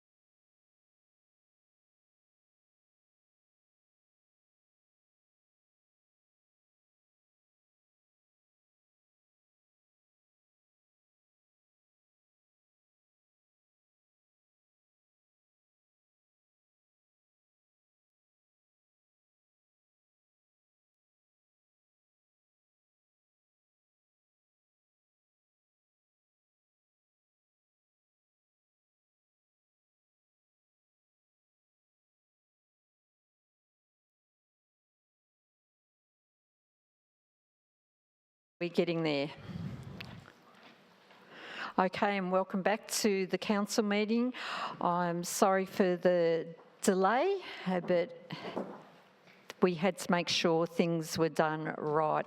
So at the moment, we've got an alternate motion that has been moved and seconded and opposed. Councillor Potter, I note you. Thank you, Madam Mayor. I'd like to do an amendment to include the grounds for refusal. Okay, do I have a seconder for that amendment, please? Yes, Councillor Morgan. Happy to second that amendment. Okay, and the amendment is all the grounds that Councillor Harriman was talking about. And I will ask you to read through it, please. Thank you, Madam Mayor. Grounds for refusal, number one, the proposal is considered to be inconsistent with the municipal planning strategy and planning policy framework, specifically A, clause 0203-4, natural resource management agriculture, B, clause 0204, strategic framework plans, rural and industrial framework plans, C, clause 13.05 noise and 13.05-1S noise management. D, clause 1307 amenity, human health and safety, 13.07-1S land use compatibility, and 13.07-1L land use compatibility, and E, clause 14.01 agriculture, 14.01-1S protection of agricultural land, and 14.01-1L-01 preservation of agricultural land in the farming zone. 2, the proposal is considered to be inconsistent with the purposes and decision guidelines of the Farming Zone Schedule 1. 3, the proposal is considered to be inconsistent with the decision guidelines of Clause 65.01, particularly when considering the orderly planning and amenity of the area. Now, that's what you're moving, and Councillor Morgan, is that what you're seconding? Okay, thank you. Do I have any opposition, please? No. Now, this will be their review if it is approved. If it's approved, then it will become the substantive motion. All right, now we're discussing. But at the moment, we're just the amendment, yes. Okay. So are you opposing or not? We'll just skip that. Okay. Councillor Potter, do you wish to speak to this motion, please? Thank you, Madam Mayor. Yes. Okay, so I would like to support this alternative motion to refuse this planning permit as this land sits on farming zone schedule. This amendment. Amendment, sorry, did I not say amendment? No, but that's all right. Zone 1.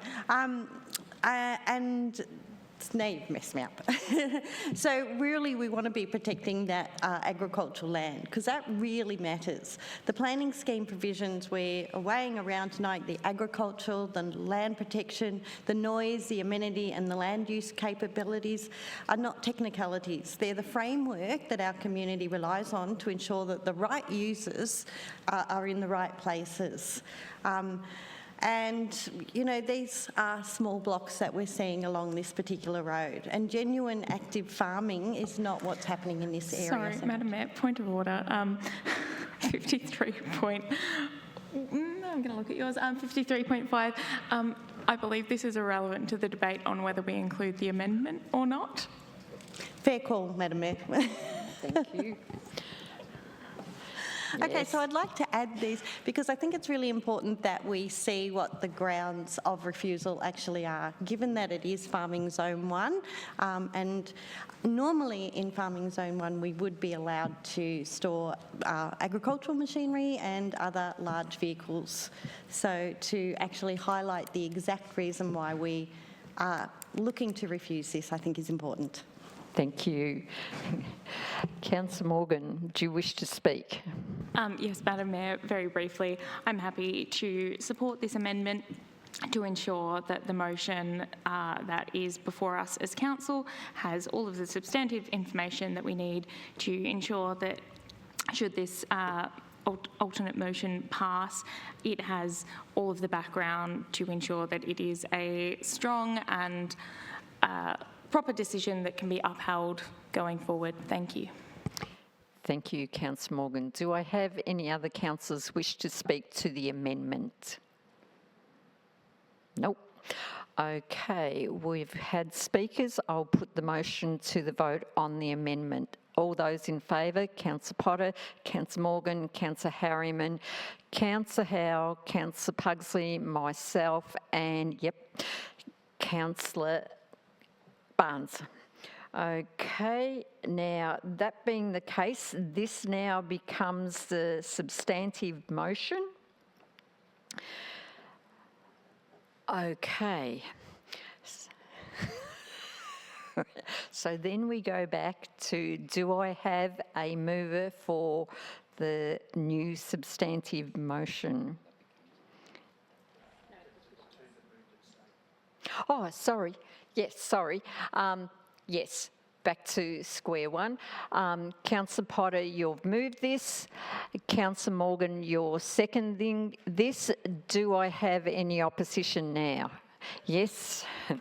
Okay. Yeah. Councillor Morgan, and Councillor Howe. Councillor Potter, do you wish to speak to the new motion? I'll continue on where I left off. Yes, you can. Okay, so we've heard a lot of the neighbours raise some really reasonable concerns today. We've seen photos of what's going on. There's clearly heavy vehicles moving in and out infrequently, frequently, at inappropriate times. And we can see that that brings noise, we can see it brings dust and is eventually going to cause road damage. Big vehicles, even on asphalt, or concrete, whatever the driveway recommendations are going to be, that's still going to happen and cause noise and road damage again. Lots of people have come here to live in this spot because it is lovely and that rural setting and lifestyle, and they didn't expect to be living next to a big machinery shed and storage yard. So the site already carries a significant number of buildings. There's dwellings, there's outbuildings, there's the restaurant, there's the function centre. So now with all of this activity there and heavy vehicle storage as well, it really is not compatible with Farming Zone 1, the character of the area. So I'm not satisfied that the proposal that it is consistent with Farming Zone 1 or the obligations around noise, amenity and land use capacity. And so the objectors have raised some really legitimate concerns, and I believe council should give weight to that tonight. So I support this motion, alternative motion, to refuse. No worries. Thank you. Councillor Morgan, do you wish to speak to this new motion? No, thank you, Madam Mayor. I am satisfied that Councillor Potter has raised many wonderful points. Thank you. Thank you. Councillor Howe, do you wish to speak to this motion? Yes, I better, I suppose, very briefly. Very hard decision for me to make because I understood exactly what our community was saying, what they live around the proposed site. But it is Farming Zone 1, Schedule 1, it's not rural living. If it was rural living, that would have a different slant on it. Farming Zone 1, this allows this use. You could have made it a dairy farm, you could have sown crops, you can build a school on it, there's 100 other uses that you can use this for, and one of them is that you're allowed to store machinery on it. The four objections, plus we had 2 late submissions, were also an objection. The officers have considered all of them. They've considered the proposal against the objections submitted, and they've also considered against the relevant provisions of the planning scheme and have concluded that it's generally consistent with the objectives and decisions of the scheme. If you look at the conditions will hopefully give the neighbours some sort of peace of mind. So you've got the movement of vehicles, including waste collection, which I've read it closely when I asked the question. So it's restricted from 7 till 6, Monday to Friday, restricted from 7 till 1 on Saturday, no Sunday and no public holiday movement. There's the sealed road, the 375 metre driveway, that will be sealed. And there's also going to be a large fence, construction of a 1.8 metre fence along the western boundary to go alongside that road. So it's also important to note that any past compliance matters or speculation about future compliance issues aren't a consideration that we can include when we determine this application. So a little bit on the fence, but I'm against the alternate amended motion. Thank you, Madam Mayor. Thank you, Councillor Howard. Do I have another councillor wish to speak to this amended motion? Councillor Pugsley. Thank you, and through you, Madam Mayor. After hearing from our speakers today, I don't believe that it's in the neighbourhood's best interest to grant this permit. Today we've heard from the adjacent neighbours just how much this permit will affect their daily lives, including the human health and safety elements of the mental health, but also concerning to me the close proximity of the noise and the vehicles to their horses and other livestock. I grew up on a dairy farm, a full-blown dairy farm, and I did not have any of the impacts of what these neighbours are actually experiencing. Sure, we had a milk truck, a daily milk truck every day, but the dairy was actually far, far away from the home residents, so that we didn't experience those impacts. On larger proper dairy farms or farming land, you can make sure that you can insulate yourself from those effects. On this small farming zone 1 area, these people don't have the choice. Their house was there before any of these changes were made. Otherwise, it would have probably changed their whole decision on where they chose to live. There is a huge difference, I know from growing up on the dairy farm, between an occasional tractor and trailer, which would typically travel at a much lower speed than industrial trucks, and the associated employees' vehicles, and the speed that they travel in. The traffic volume is also expected to be much higher than a tractor that would typically seasonally use the land. The neighbours have a right to quiet enjoyment of their land, and if the proposed permit is passed, I believe that it will seriously take away that enjoyment, but also negatively impact the way that they are able to live and use their own property. And I'm really concerned, I'm going to say again, the impact of the human mental health of the residents and what they're experiencing right now. I don't feel like this proposed use is consistent with the spirit of the farming zone 1 that you would expect. Thank you. Thank you, Councillor Pugsley. Do I have any... Councillor Potter. Sorry, Madam Mayor. Councillor, there he is, but he's got his hand up. Oh, sorry. Yeah. Well, no, it is a hand. Councillor Barnes, oh no, that is your mouse. It's ours. Oh, it's ours. Sorry. Okay, do I have anyone else wish to speak to the motion? Nope. Okay, now we have had opposition, so Councillor Potter, do you wish to close? Very quickly, Madam Mayor, thank you.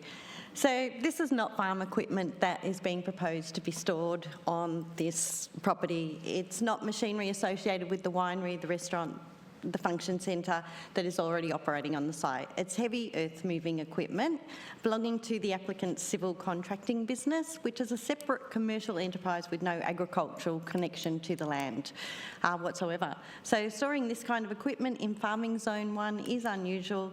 The zone was never intended to become a convenient depot for unrelated heavy industry equipment. So, you know, it's just not appropriate for the maintaining of agricultural land. Thank you, Madam Mayor. Thank you, Councillor Potter. Okay, we've had speakers. I'll put the motion to the vote. All those in favour of this amended motion, Councillor Potter, Councillor Morgan, Councillor Harriman, Councillor Pugsley, Councillor Barnes and myself. Those against, Councillor Howe. I declare this amended motion carried.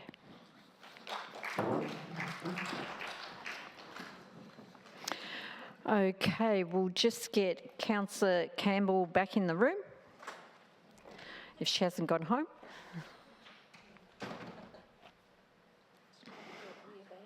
Well, she might have thought that too. Oh, there he's gone out that way. Yep, there she is.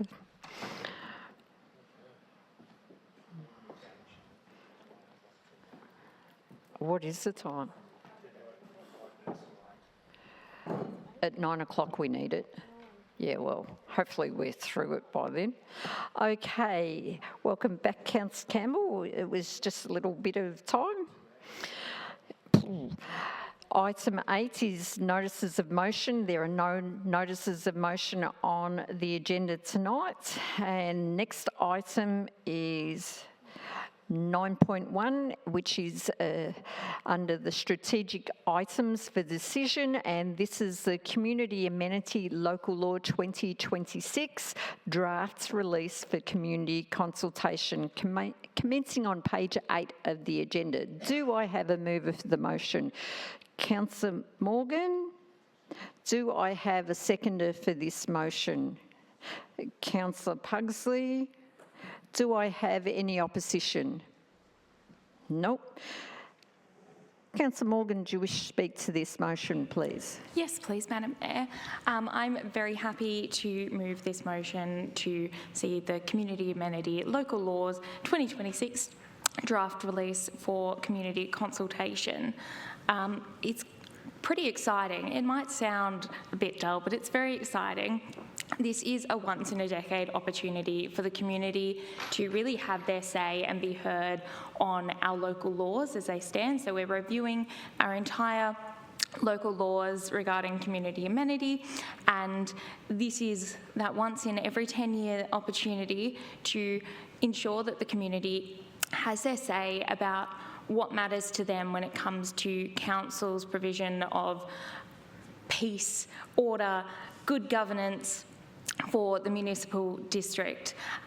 What we are going to say yes to, what we're going to prohibit, what we are going to embrace, or what isn't an issue to us in terms of local laws. So it's everything from how many pets you can keep at home to more, I guess, nitty-gritty issues like hazards, whether it be social, psychosocial hazards in our community, health hazards, or hazards that may come about from overgrown nature strips and things like that. So it's a really, really big document that has a lot of impact on what we can and can't do within the municipality. And I think it's really great to see that there is going to be a period of thorough community consultation that will ensure that the municipality has a say on how the municipality is governed when it comes to local laws. So I would encourage you all to support this, to go out to community consultation, and in doing so, encourage everyone within the municipality to have their say. Again, once in a decade opportunity, I sound like a car salesman, to have your say on the local laws and the governance of Latrobe City. So thank you. Thank you, Councillor Morgan. Now, I'll just speak to the gallery. If you were wondering if you could go for the items from Burnett's Road, if you wish to quietly leave now, that's okay. That's okay. I was trying to give you the wink that it's okay. No worries. We'll just wait for the people to go.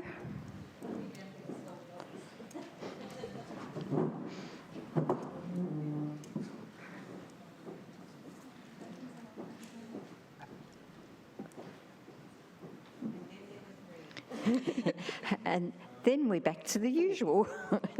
Four. You missed one. Okay, we've had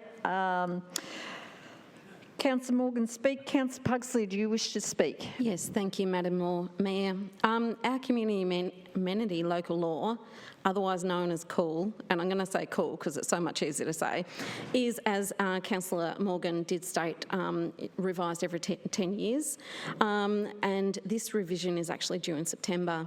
A COOL covers how our public spaces are used and assists the council to help keep shared spaces as safe as we can using these laws, as well as covering other aspects, as Councillor Morgan said, how many pets we're allowed to keep and other items.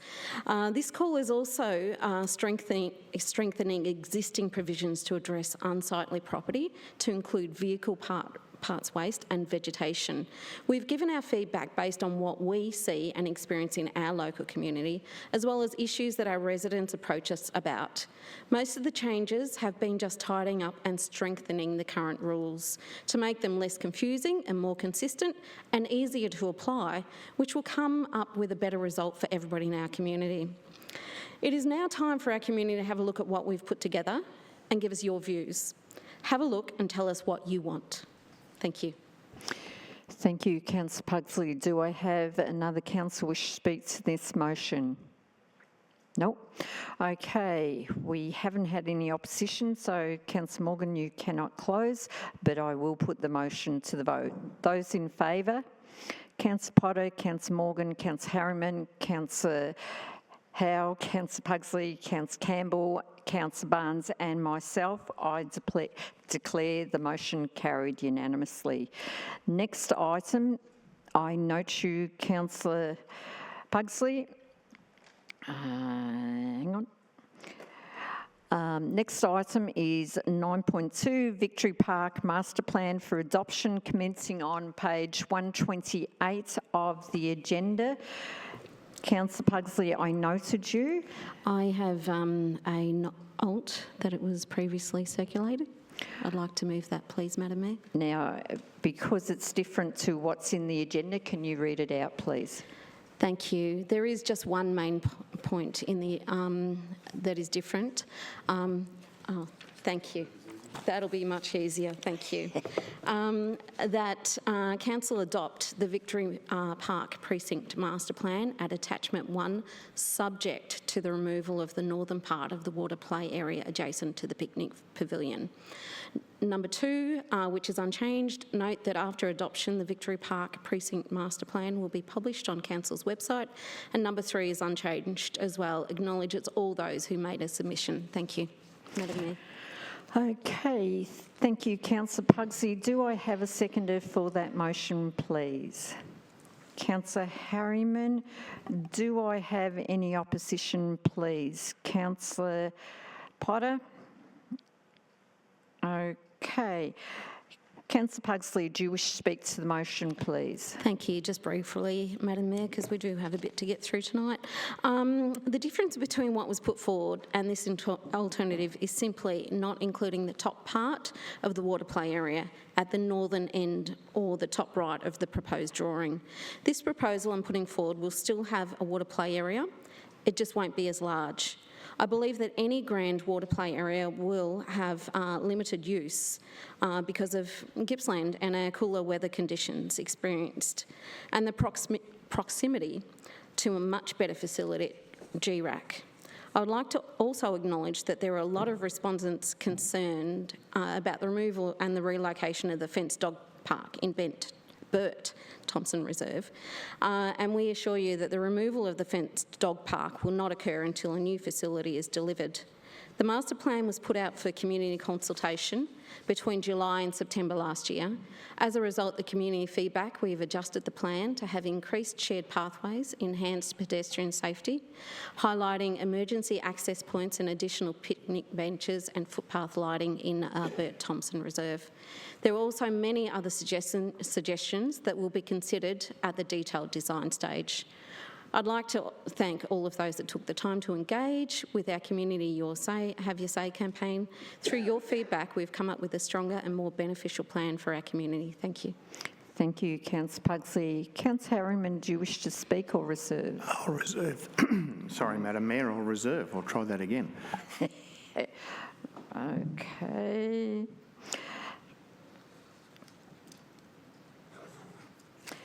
Councillor Potter, do you wish to speak to this motion? Yes, please, Madam Mayor. So I'm opposing any change to the water park on the Victory Park master plan.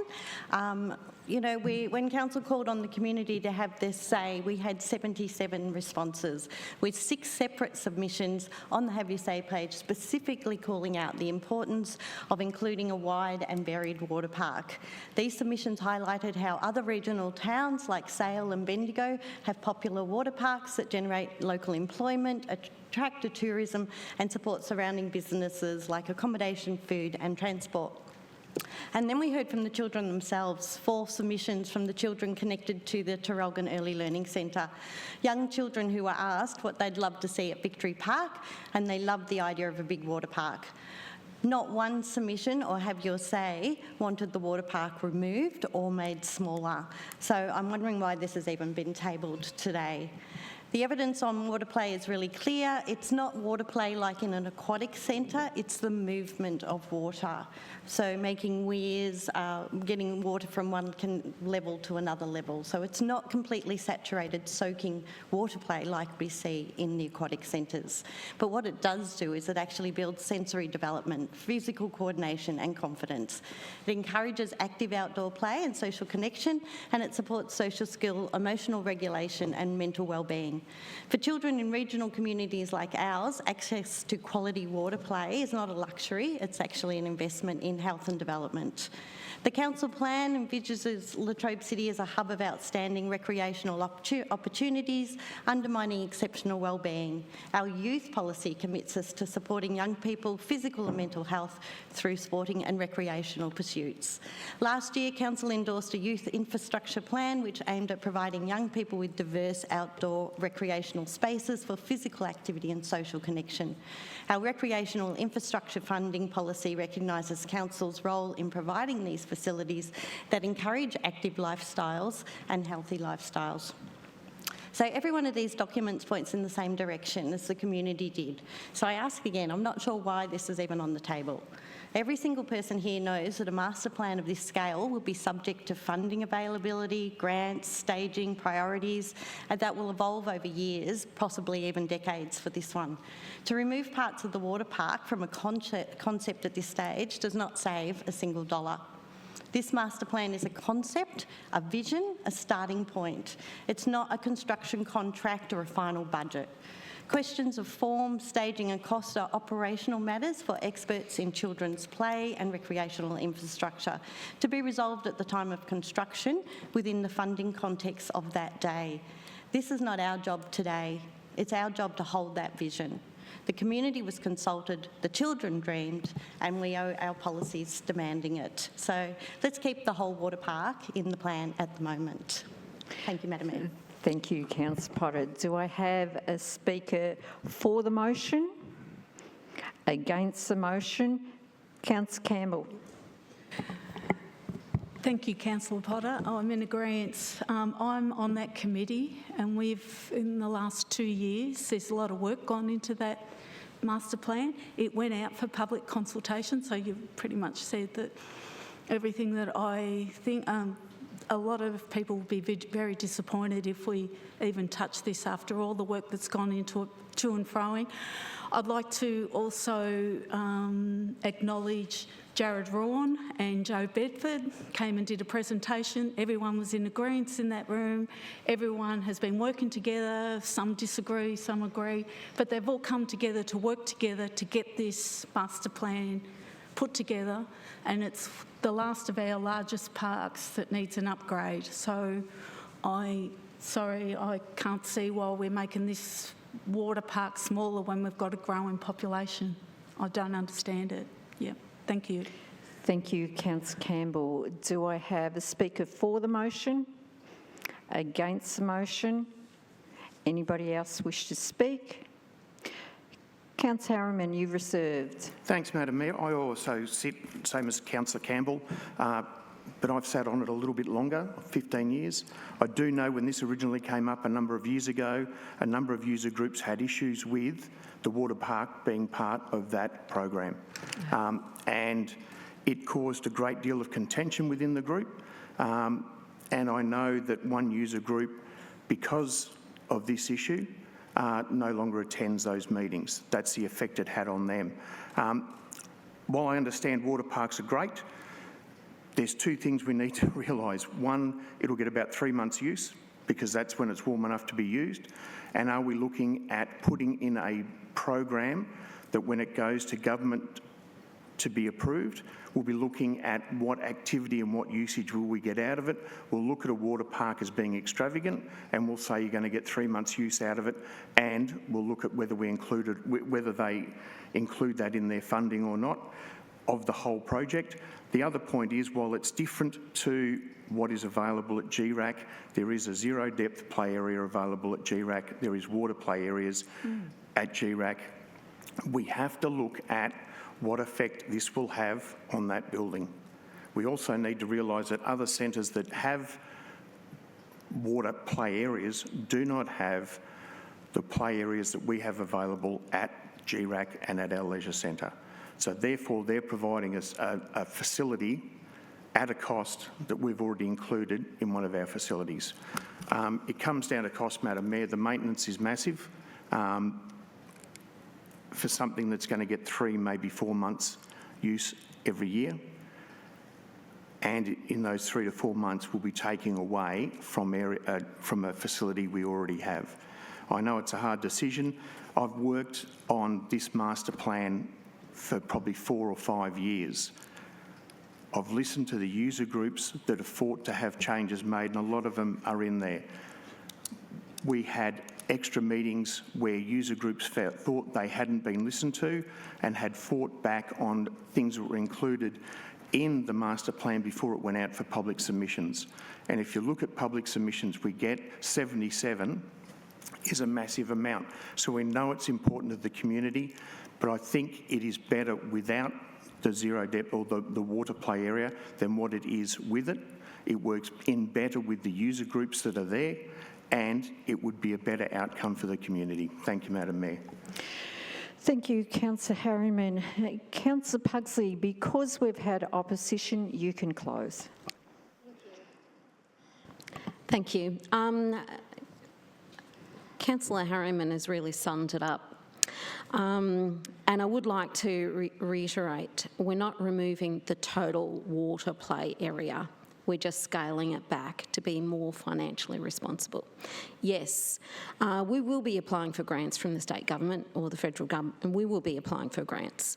But after we get those grants, after we build this facility, it comes out of our rates to maintain this area. They will get very little use in Gippsland.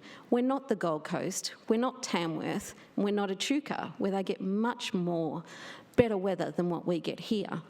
They'll still have, the children will still have the water play area, it just won't be as grand, and it'll be more financially responsible. We have to think about the amount of money that we have to spend, and each year when we're looking at our budget, there is more and more in there that we really want, but we can't have. It's the cost of maintaining it that I'm worried about. And for the amount of time that it will be feasible to use, I just don't think it's worth it. I'd like to be more financially responsible. Thank you.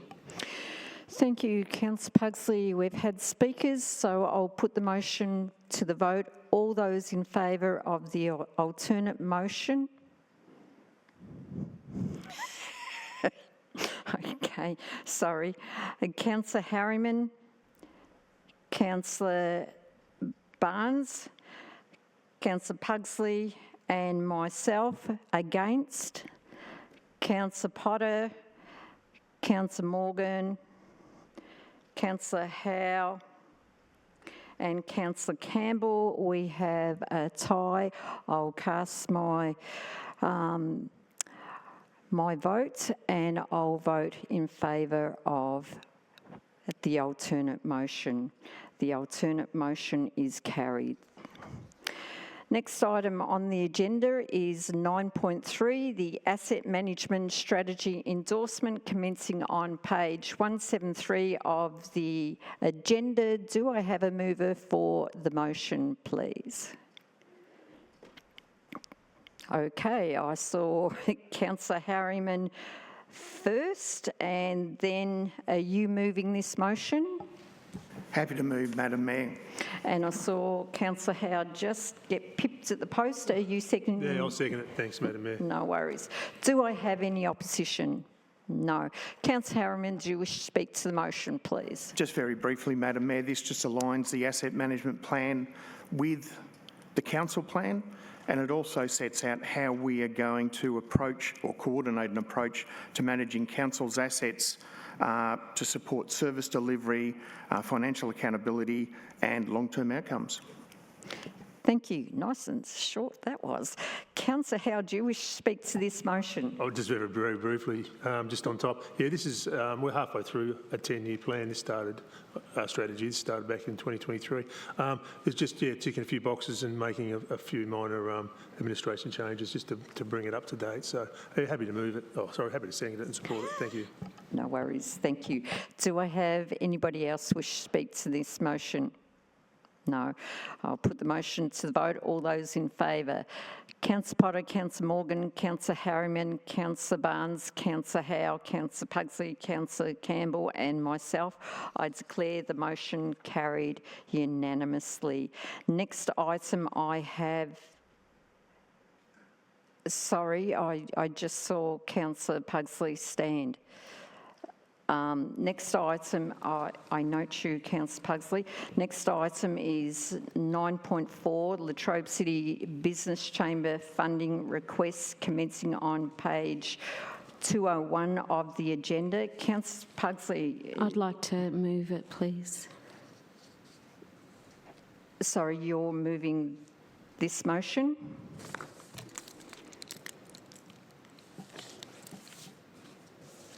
Yes.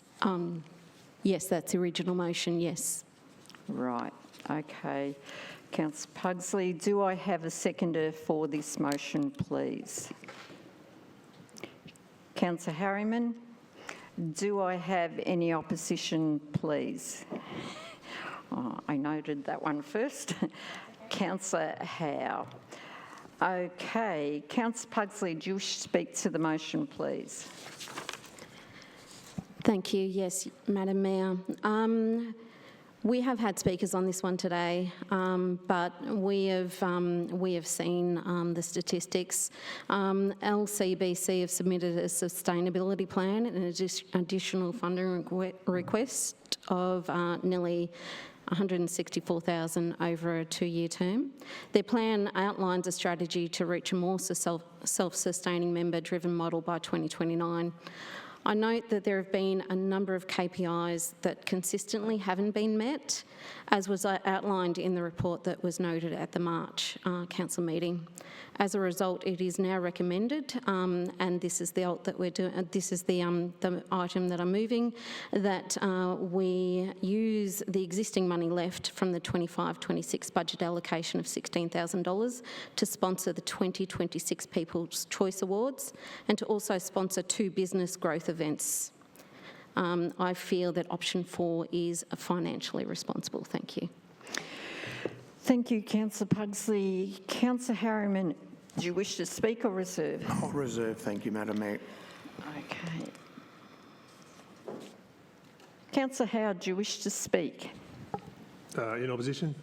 Yes. Yes, please. And also, in the case that this does get voted down, I'd like to foreshadow an alternate motion, please. So, I'll be speaking mainly to what I hope to bring to the chamber and vote on. So we all understand the value of having a strong chamber of commerce to advocate on behalf of our business community to local, state and federal governments. The chamber also serves as an important conduit between council and local businesses. They share and provide valuable information while supporting the business community through networking and trading opportunities. You heard tonight that Geelong, Bendigo, they have such a strong chamber. They have paid people, they have paid employees, they have a CEO, general manager, 2 or 3 staff, and that's where I think we need to get our chamber to at some stage. The officer's recommendation of $16,000 I think is a good start in assisting the chamber to achieve its intended goals. They currently have 60 members, 57 members was said tonight. And if we don't offer additional financial support to fund a part-time business development officer, it's unlikely that this will grow significantly in the next 12 months. And we'll be back here and we'll be discussing the same problem. My alternate motion, if I can get the opportunity to put it tonight, it will be to propose an allocation of $40,000 to support the chamber, but that will be obviously be tied to a KPI target of reaching 120 new members. Council can then assess the chamber's progress in 12 months to determine whether it's moving in the right direction and what further support is required. Without this valuable funding stream, we're setting this important business group up to fail. Okay, the Chamber has a strong committee made up of respected business leaders and business owners. These individuals already dedicate 50 to 60 hours each week in their own business or employment. In addition to that, they have the Chamber commitment of providing strategic direction. They do not have the capacity to go door to door trying to build membership. They need our support.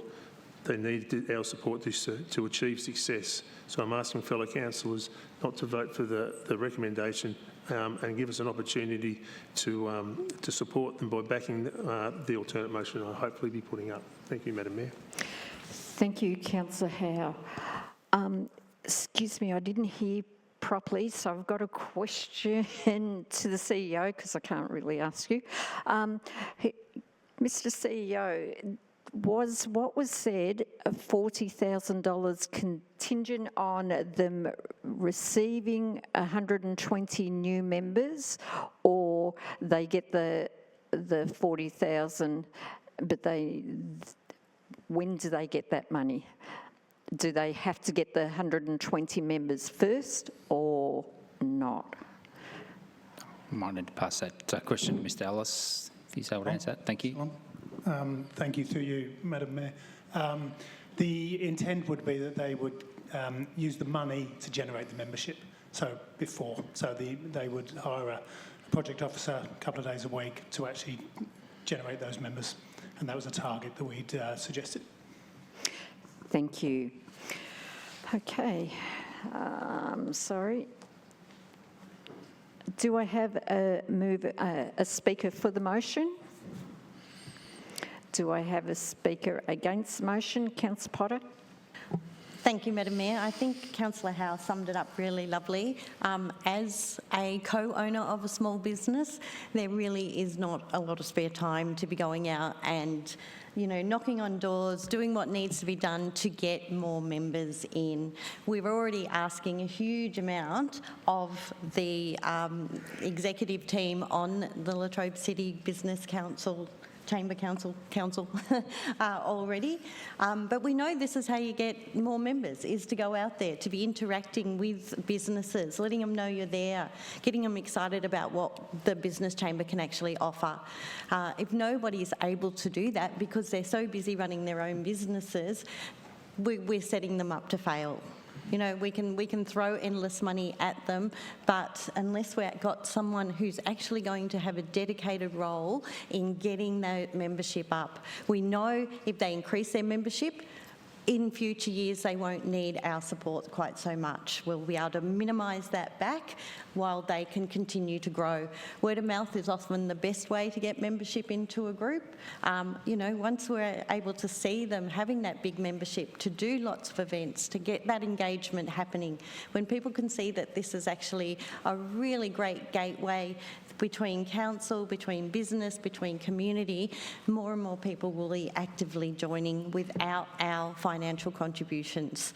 So if we want this business chamber to succeed, I think we need to actually provide them with the money to get a person who's going to be dedicated to that role of actually increasing that membership and increasing some of their other KPIs around that as well, just making them more effective and efficient in what they're doing, because we know business owners just do not have the time to do that themselves.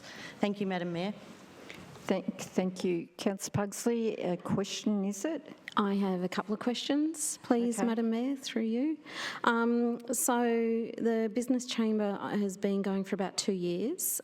So how much were they allocated those first couple of years? And am I remembering correctly that we did also give them some extra money from our surplus cash about 6 months ago, perhaps. So your question is, how much did we originally give them, and if we gave them extra money from surplus? Thank you. Yes. Thank you, Madam Mayor. I'll pass that question again to Mr Ellis. Thank you, Madam Mayor, Mr CEO. So we funded the Chamber $69,000 per year for 2 years. We did, and that did come from surplus cash at the time. That's where it was allocated from. We have also we funded them to do some work through the Sports Legacy Programme. However, that money has subsequently been returned to us because they didn't have the capacity to deliver on it. Thank you. You said you had a couple of questions. Sorry, I rolled them into the one. Oh, well, there you go. A question? Just a bit confused with all this. So they've been given money over the last 2 years, is that correct? Through you, Madam Chair. So they've been given money for an officer to go out to businesses to go and try and generate. So the success has not been good for the last 2 years? Is that what I'm hearing? Or? If I've got it right, yes, they were originally given the money for exactly that, and they haven't met, I believe they haven't met that KPI. Is that right? Can I get Mr Ellis to respond to that? Thank you. Yeah. Sorry, Mr CEO, through you, Madam Mayor. Yes, that's correct. They had funding for an officer to do a number of things. One was membership. One was to run some of the events that they needed to run as well, and the business awards included as part of their, I guess, suite of services that they provide. So it was not just for membership, it was for other activities. And councillors might remember we presented a report a few months ago with their performance against all those KPIs, of which some they did meet and some they didn't.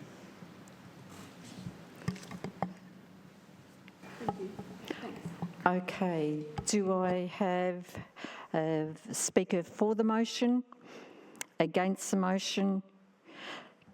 Councillor Harriman, do you wish to speak? Yeah, I will. Thanks, Madam Mayor. I sat here a couple of years ago advocating very heavily that we fund the Latrobe City Business Chamber for $76,000 a year, on the understanding that they would become self-sufficient, that funding would be used to advertise that they were there through business functions and to increase their membership and to make them self-sufficient. And that was the grounds we were given, that within 2 years with that funding they would be self-sufficient and would be self-sustaining. I'm still a big supporter of the Latrobe City Business Chamber. I think we need it, but I don't think we can keep topping it up and putting extra money into it. I understand that, we're saying $10,000 for the People's Choice Awards, which they run, which is fantastic. Great event, has huge community input and is really, really good. We're also putting $6,000 for 2 business growth events, which is a way of them marketing to businesses that aren't members to come in and become members. And I just think we've gone to the well a couple of times. It's maybe time that they started to stand on their own 2 feet. I understand we need a Latrobe City Business Chamber. I'm not arguing against that point. But if we keep putting money in, then we're going to keep getting them coming back. And I'm also aware that in their proposal, it wasn't $40,000 they were asking for, it was over $160,000. That to me says that what they're aiming to achieve compared to what they have achieved, there's a disconnect between the two.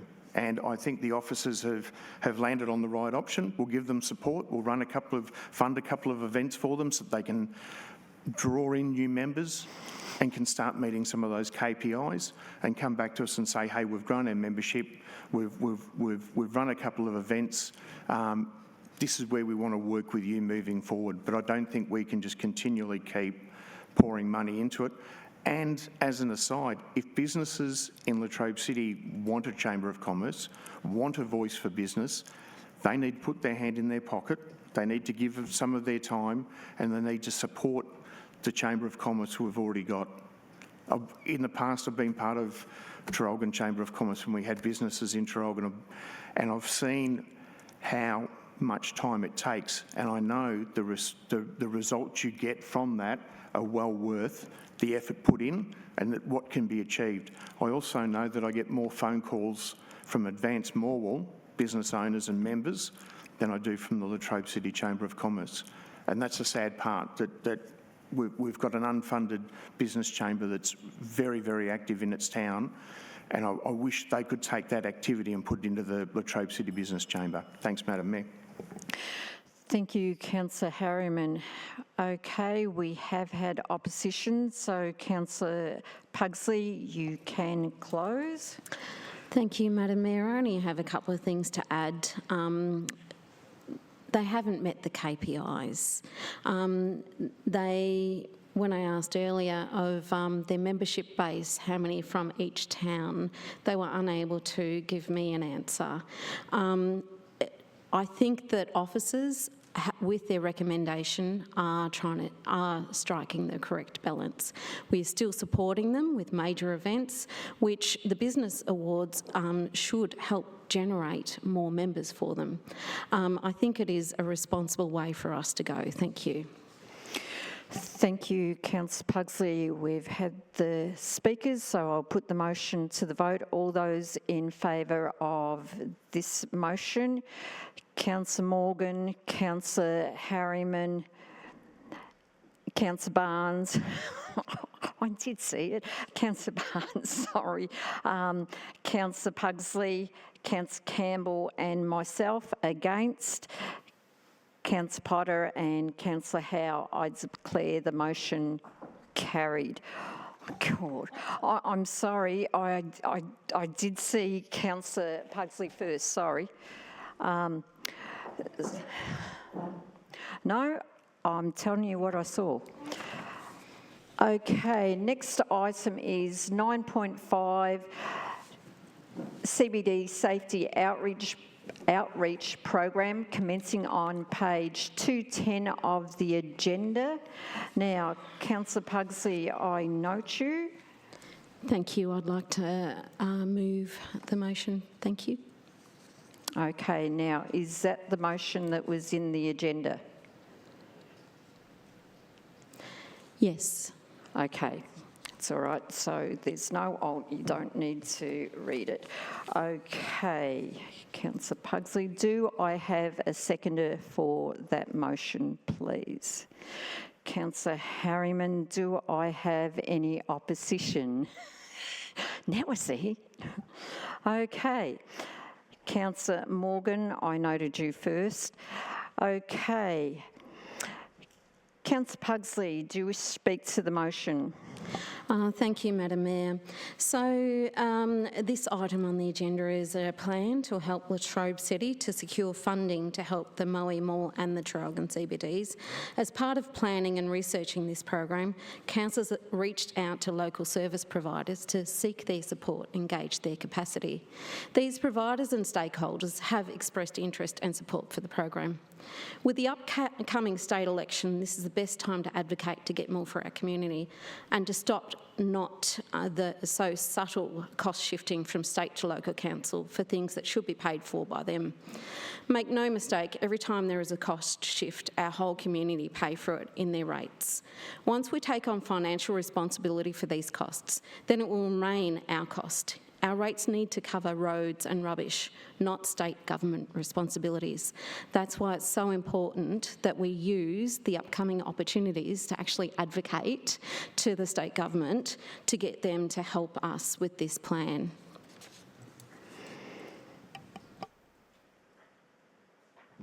Is that it? Oh, wow, sorry. My apologies, that's it. No, that's okay. Oh, I'm not saying it's bad. Okay, Councillor Harriman, do you wish to speak or reserve?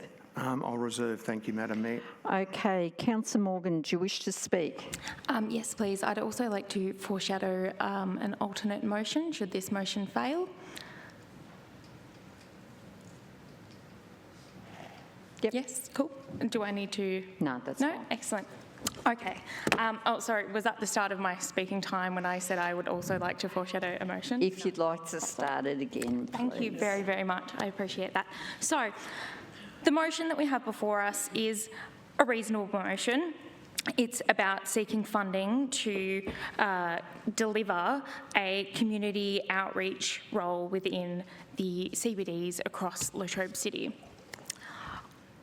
I understand Councillor Pugsley's concerns about cost shifting, but I would like to just make a point that we had the opportunity back in February of 2025, over a year, almost a year and a half ago now, to utilise state government funding to ensure that Latrobe City had a community outreach program within our CBDs to ensure the safety of our community, to ensure that we had people on the ground looking out for the community and making sure those who were struggling, whether it was with antisocial behaviour, concerns about people who were sleeping rough, all sorts of things that we've all heard numerous times about what is going on in our CBDs and affecting business owners, affecting children, affecting anybody who comes to visit our CBDs. We had an opportunity to address that then and utilise state government money. We decided against that. We moved on from that. We debated it now over 5 times in this very council chamber about whether we should wait for state government or not. I am very, very disappointed because our community has been calling out to us, reaching out to us. Every week I get multiple emails from business owners all over Latrobe City, whether it be in Morwell or beyond, concerned about the rise of antisocial behaviour, concerned that they don't feel safe leaving work of a night because there are people in the streets who are not behaving in a way that make people feel comfortable. There are still concerns about our public transport hubs. The concerns are still ongoing and they're getting worse. And I feel as though we are kicking the can down the road and trying to take an onus off of us, which is pretty immaterial, so we can blame the state government for not showing up for us. If all we do is wait around for the state government, we will never get anything done. We as a council only exist by the good grace of state government putting in an act of legislation to say that we are allowed to exist. I think ensuring that we put some funding into a community safety outreach program would show that we are here and listening to our community, that we are willing to show up, that we actually give a damn about them. Because at the moment, they do not feel heard, they do not feel wanted, they do not feel that we care about them at all, and we are going to see yet again, businesses leave. We are not going to have people paying our rates because we will not have businesses left in Latrobe City, and that is a deep, deep shame. So Councillor Morgan. I would hope that we could vote this down and move on to a foreshadowed motion. Thank you. Please don't do that again. Okay, thank you. Do I have a speaker for the motion? Do I have a speaker against the motion? Councillor Potter. Thank you, Madam Mayor. Our residents are telling us that they're feeling unsafe. I went to Shedfest at the Moe State Park, and people were constantly talking to me about how fabulous that event was because for once they could actually bring their kids there. For once they actually felt safe there. For once there was lots of police around actually at the skate park in Moe. You know, to have that beautiful facility there, but people too frightened to use it because of the things that happen there, the antisocial behaviour, and other things that are going on there that they were able to describe to me. I mean, that's a real waste. That's a waste of our facility. That's a shame for our communities to have that. You know, we know this antisocial behaviour, it's not just happening in the transport hubs, it's moving further and further out. So we actually need a really flexible program that's able to go to where the problem is occurring, to have that genuine response response that recognises people, recognises their difficulties, recognises what they might need. We know, we saw the state government just this week, and you sent that through, Madam Mayor, to say that there was 2 new ones in metropolitan Melbourne that they were going to fund because they recognise this program is important. They recognise this program actually works, but they're recognising it in Melbourne. It's not going to come to regional Victoria. So we need to be proactive about it. We need to be setting some funds aside and saying, you know, we know this program works as well. We've seen the results that are coming out of Dandenong, we see the results that are coming out of Frankston, and are both across both sites. They've engaged with over 5,000 people. They've referred hundreds of people to different services. They've de-escalated or prevented crime from actually happening. You know, disorderly and offensive behaviours have dropped by 85% in Dandenong and 44% in Frankston. So that's huge. Being able to say to people, you know what, we're actually doing something to make your community safe. We're doing something that allows you to bring your family back into our towns and to know that you're not going to be hassled, you're not going to be attacked, you're not going to see or witness something that you don't want your family to see, because we're being proactive about it. You know, these are real people who are scared. These are real people, residents, families, who have a safer experience because other communities funded their Community Connectors program. And here we are saying, no, we're not going to. We're just going to be advocating yet again. So we can't really sit back and wait for someone to come and save us. We have to do that ourselves. Thank you, Madam Mayor. Thank you. Councillor Campbell, have you got a question? Yeah, I have. So, just on this, so has... You can't... Yeah, oh, sorry, through you. Question? Yeah, through you, Madam Chair. Has the state government funded these other areas? Why aren't they funding us then? We have got an issue here. That's when you're starting to debate, yeah. but yes, that's they my have funded... They funded Frankston and Dandenong, and they've just funded Footscray and Broadmeadows. Why can't they fund us? Yeah. Through you, Madam Mayor. Can I ask a question? It depends what the question is. Have we asked for funding? Yes. Councillor Pugsley. My first question was just clarification about who was funding the other 2 programs that were my fellow councillor was referring to, which I got that answer, thank you. My second question is that in the other programs, what are the qualifications of the people on the ground in those programs? Thank you. Through you, Mr CEO. Are we throwing it to... Madam Mayor, I'm not quite sure we'll have the answer on hand, but I'll see if Mr Rouse might be able to assist in terms of, I think it might be the sort of services that are provided and the qualifications of those people might be able to be assisted with, typically, that you see. Through you, Madam Mayor, more so the experience and skill set rather than the qualifications per se, but it's a social work, youth work type experience skill set around engaging with community members that are experiencing various difficulties. Thank you. Did you have your hand up? I was looking to move an amendment to this motion, if that's possible. Okay. Okay, have you got an amendment here? Yes, I can read it out, or if it's easier, could we have a couple of minutes just to ensure the governance team can be... Okay, all right. We will just break for 3 minutes. Oh, 5.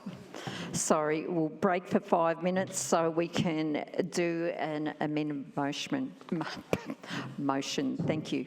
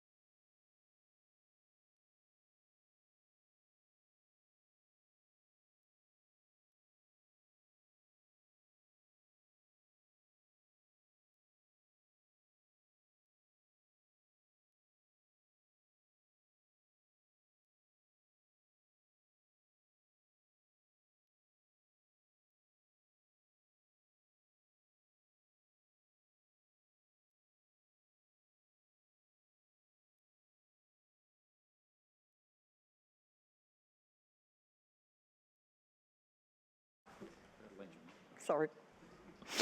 Okay, welcome back. Sorry about that.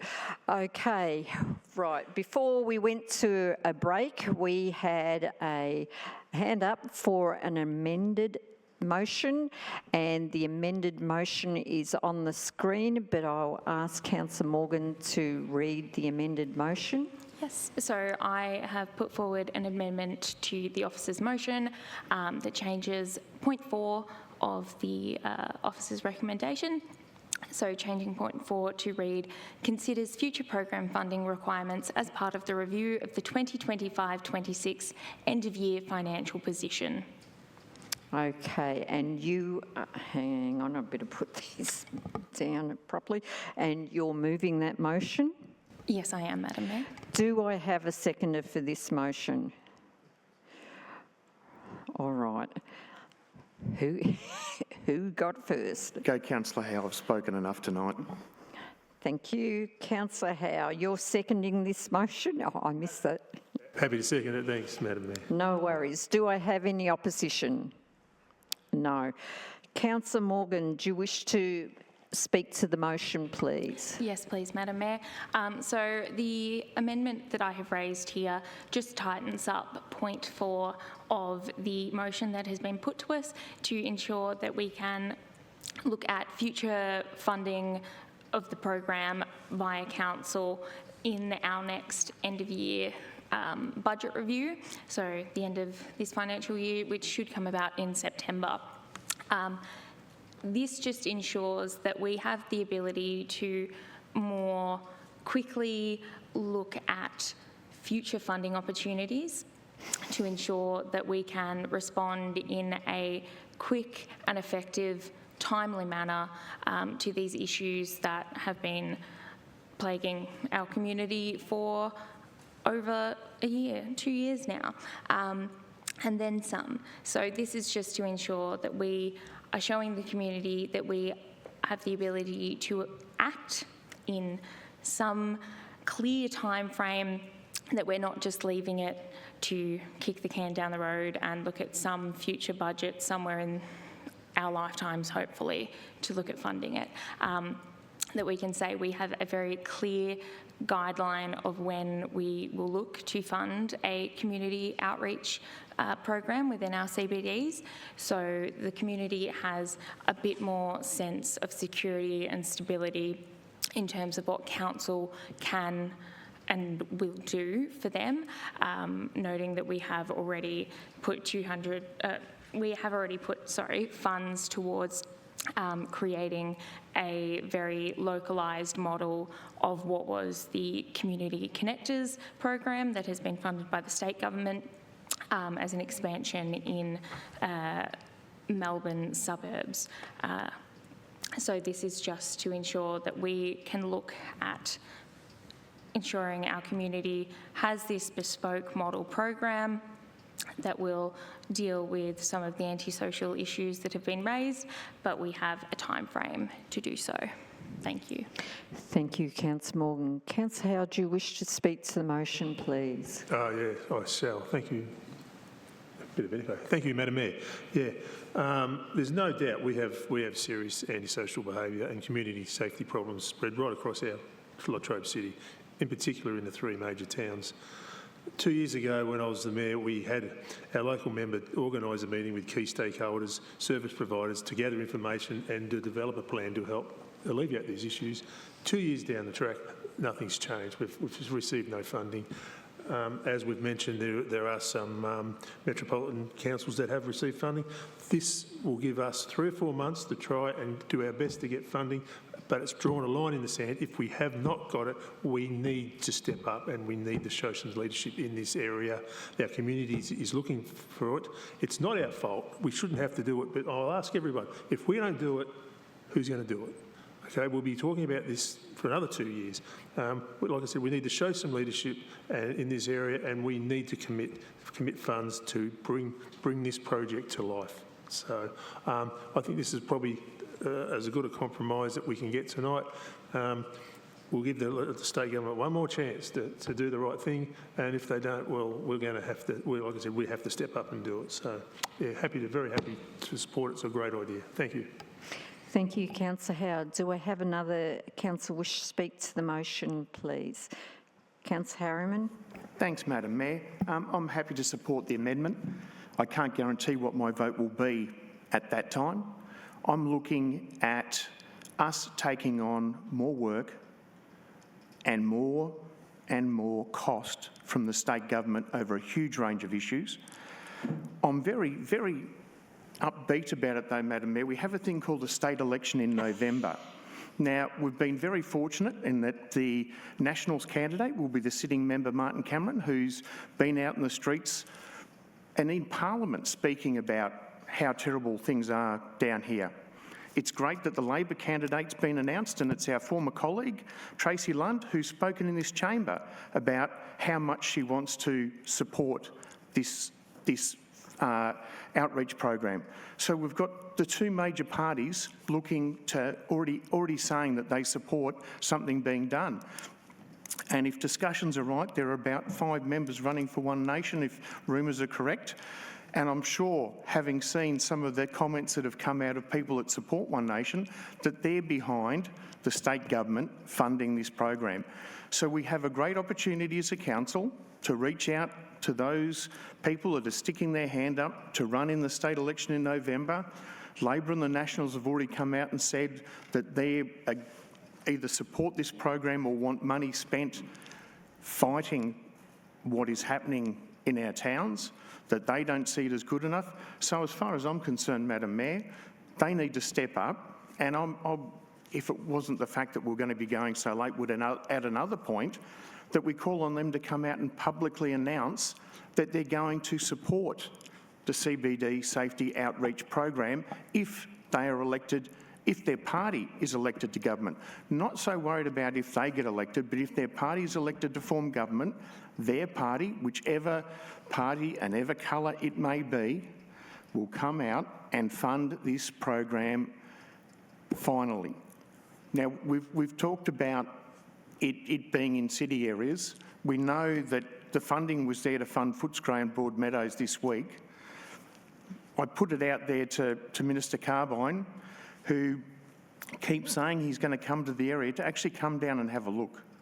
And that's the bit that I think we need to concentrate on, Madam Mayor, is that it is an election year. It's not a safe seat, that we've already had our members of parliament, and I must admit, I think we've actually had a federal member of parliament come out and say they're upset about what's happening in the area. Put your money where your mouth is.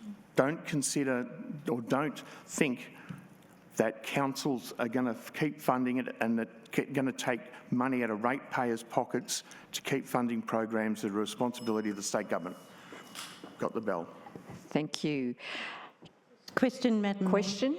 Mayor. Have we voted for this to be the substantive motion? Sorry, Councillor Harriman, but we'll just strike that off. Good point. You can tell it's late, can't you? You can tell it's been going for a while. No, this sorry, is Madam Mayor. Speaking of it being late, it's hit 9 o'clock. And I believe we need to move a procedural motion to extend tonight's meeting. We can do that after this, because this is an amendment, and yes, you are quite right, and you should have pulled him up on that. He was on a roll, and yes, it's like you were on a roll before, so I do get it, and I would suggest we're all getting a bit weary, but this is the amendment. It is not the substantive unless it gets voted up. Now, we've had anybody else wish to speak to this motion? No. I'll put the motion to the vote because there's no opposition. All those in favour? All in favour of making this a substantive? Yes. For this amended motion, you're voting on just that. Yes, right. You get that? Got it. Councillor Potter, Councillor Morgan, Councillor Harriman, Councillor Howe, Councillor Barnes, Councillor Pugsley, Councillor Campbell and myself. I declare the amended motion carried, which will now become the substantive motion. And that was Councillor Morgan moving and that was Councillor Howe seconding the motion. Oh, sorry, I'm still just ready for the procedural to extend the meeting. Sorry? I'm still ready to move a procedural motion to extend the meeting, given that But it's we 9 haven't o'clock. finished this. I said I'd do it after we finish this. I thought you meant after we voted on the amendment becoming a substantive after we finish motion. this. Yes. Okay. Sorry, can I just ask a question to clarify through you, Madam Mayor, with the CEO? Is anything that happens after 9 o'clock, if we haven't extended it, is that all still valid? Should we not extend it? Yes. It's only 3 minutes past. I think we're good. Just ensuring. That's all right. Okay. Do I have any opposition for the substantive motion? No. Okay. Councillor Morgan, do you wish to speak? Yes, please, Madam Mayor. So, look, I think this debate comes down to something very simple, and that is people have a right to feel safe in their community. They have a right to feel safe when they are in our shops, in our CBDs, at our public transport hubs. They deserve to feel safe in our community. I think whether it's Moe Skate Park or the Traralgon Plaza or the Morwell CBD, we need to be doing whatever we can, whatever is within our remit as a council to enhance the sense of safety and security our constituents feel. So, in terms of the wellbeing of our community, I would loathe to think that the wellbeing and prosperity of our community is being used as a political football. I think we're better than that, and I think we need to actually, as Councillor Harriman did say, put our money where our mouth is. If we want to show up for our community and show our community that we actually do care and that we are here to support them, whether they are the business community, whether they are the countless volunteers who do so much good work in our communities, in our townships, we need to show them that we've heard and we listen. And if other levels of government won't, then that's okay because they still have us, local government. We are the closest level of government to the community. And to me, that means that sometimes we step up and do things that we think might be someone else's purview. But I think it is so vital that we actually show up and show our community that we care and we are here and we hear them. We cannot endlessly advocate for a program that we've seen the state government can fund, but they're going to fund areas where population is higher, population density is higher, and where incidents of crime are far higher than what we have here in Latrobe City. I know to us it feels like our issues are the biggest issues in the world because they're local to us and that they are really important to us because they affect us. But when you are a state government that has purview over 79 different councils, you're not making decisions based on, oh, this Latrobe City, they really, really care. They've brought this up 6 or more times in their council meetings to advocate for funding for a program, but they're not doing anything about it themselves apart from endless motions to advocate for funding. So I don't know if we're going to actually do anything. Whereas other communities, their incidences of crime and the larger effect on the sheer number of people is a lot more, and we have to do something there. So I think, again, we have the ability, it's within our purview as a council.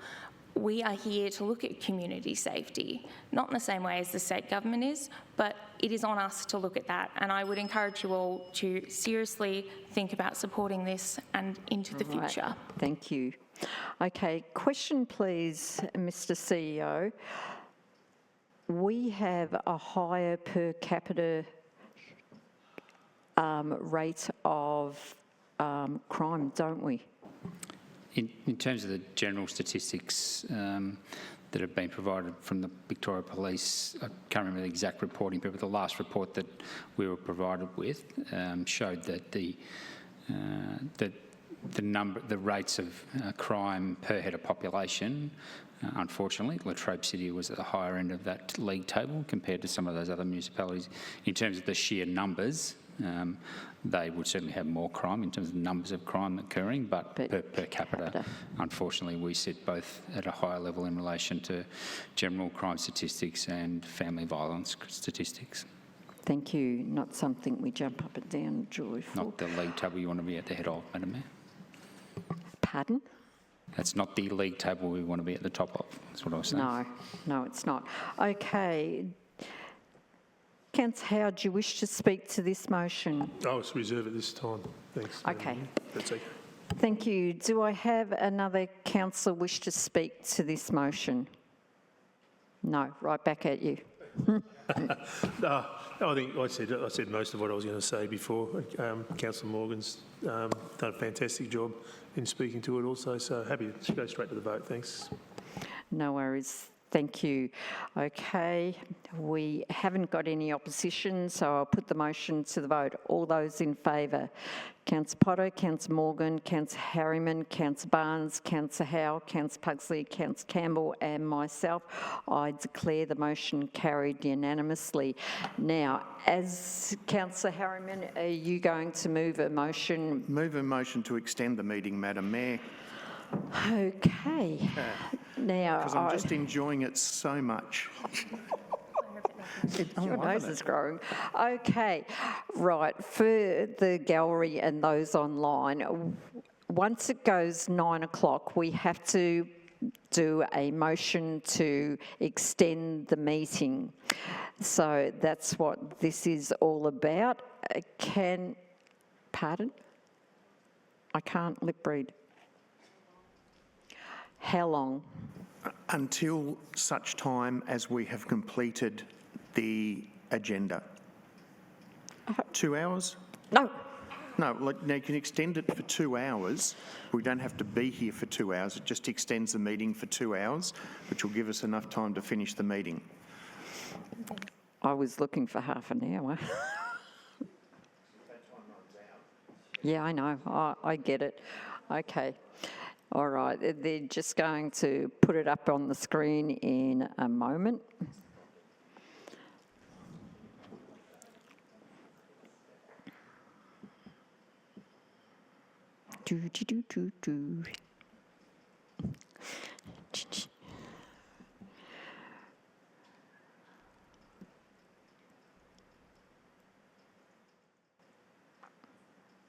Okay, we're just waiting for it to come up on the screen, and it won't be the safety outreach program.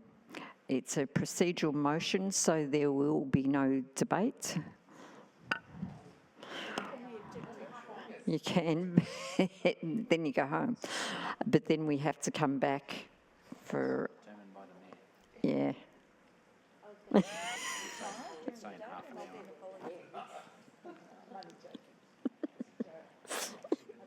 I'm thinking that's good.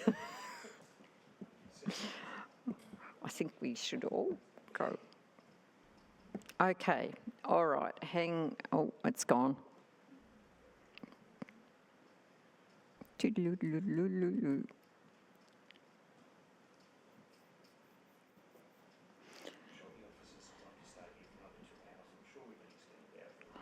I reckon there'll be pins in it if you're really quick. If you miss a vote, you won't worry, will you?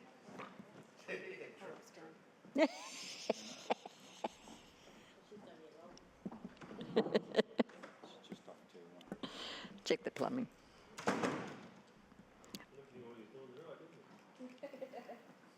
What was that?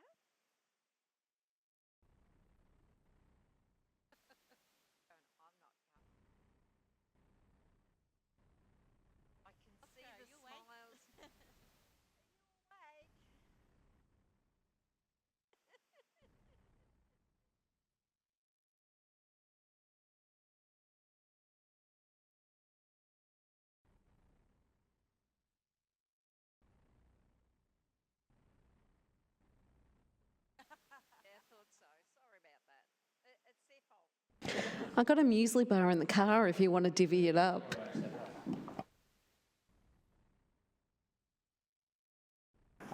Happy to move, Madam Mayor. Sorry, Councillor Campbell's not there. Sorry. All right. Sorry, Joe, I didn't realise you weren't there. Happy to move that motion, Madam Mayor.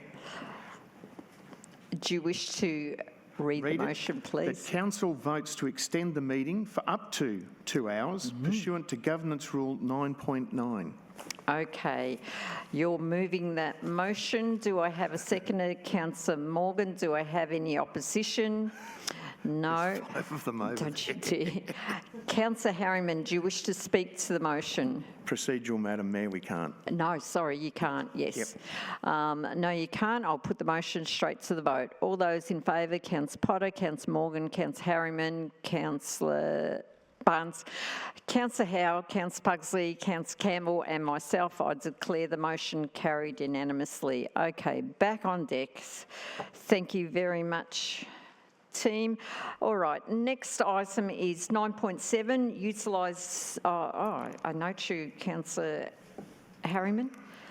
Utilisation of Standing Advisory Committee for Flood Arrangements commencing on page 241 of the agenda. I noted you, Councillor Harriman. Are you moving this motion? Moving, Madam Mayor.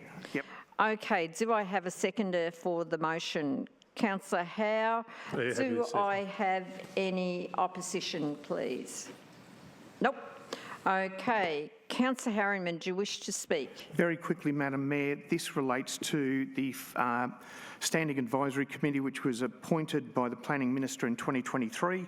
We have 2 processes currently being prepared, which is the Narracon Creek and the Waterhole Creek flood studied.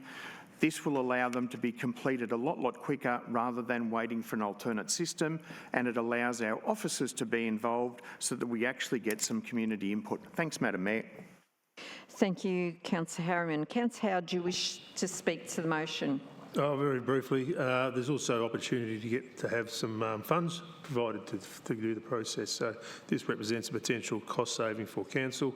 Our community is still involved, so they get an opportunity to provide feedback. And if you look at the risk rating assessment at the bottom of the report, it identifies the risk rating as low to medium. So yeah, happy to second this and support the motion. Thank you. Thank you. Do I have any other councillor wish to speak to the motion? No.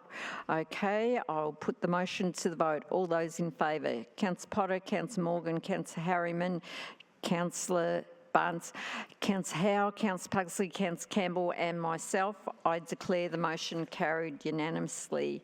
Next item is 9.8, which is the Mall Rec Reserve turf cricket pitches commencing on page 257 of the agenda. Sorry, I was reading the... Councillor Morgan, are you moving the motion? Yes, please, Madam Mayor. Okay, do I have a seconder for the motion? Councillor Pugsley, do I have any opposition? Nope. Councillor Morgan, do you wish to speak to this motion? Yes, please, Madam Mayor. I'm very pleased to see this motion up in the agenda tonight.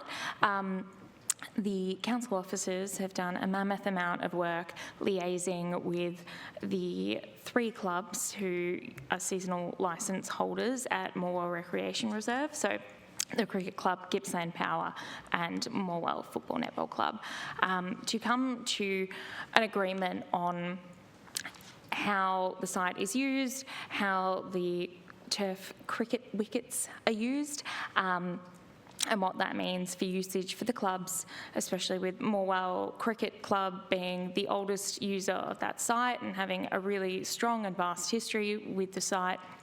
But also the newer additions of the Morwell Football Club and Gippsland Power coming into it, and the site being made the centre of excellence for AFL within Latrobe City.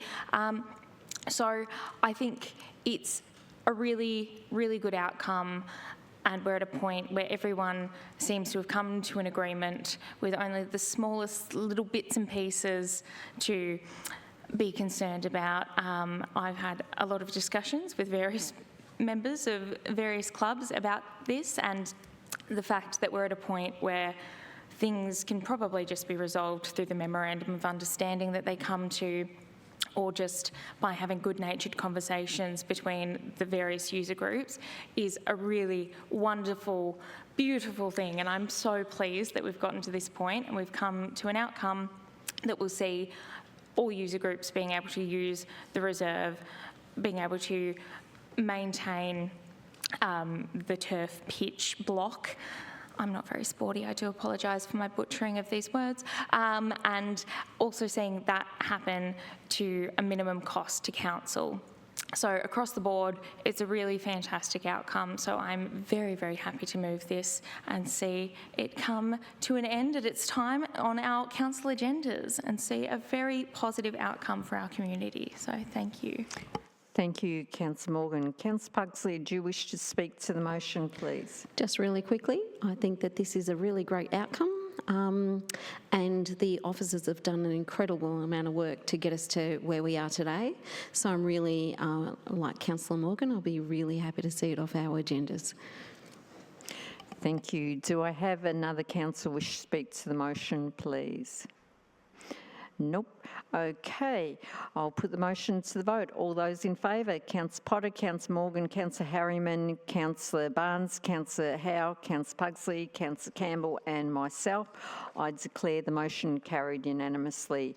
Next item on the agenda is 9.9, Latrobe City Council's submission to creating sustainable economic growth in rural and regional Australia.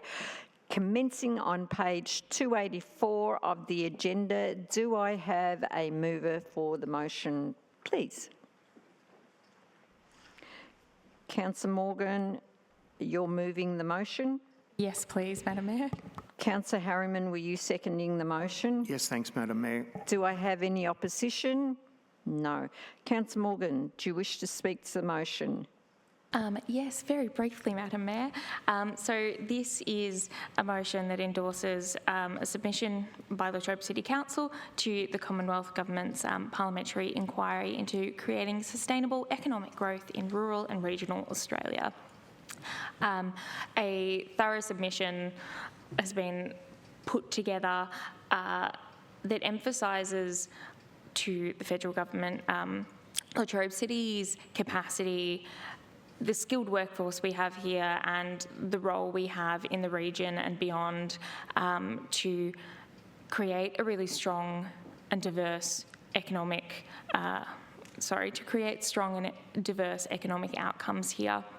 Leveraging on our local strengths and looking at things not just in terms of industry as one would normally think, but in terms of our tourism, various other trades, and just utilising that to ensure we have great economic growth in regional areas like Latrobe City. So I would like to thank the council officers who've put so much work into putting this together, a very thoughtful and thorough document and submission. So happy to support this. Thank you.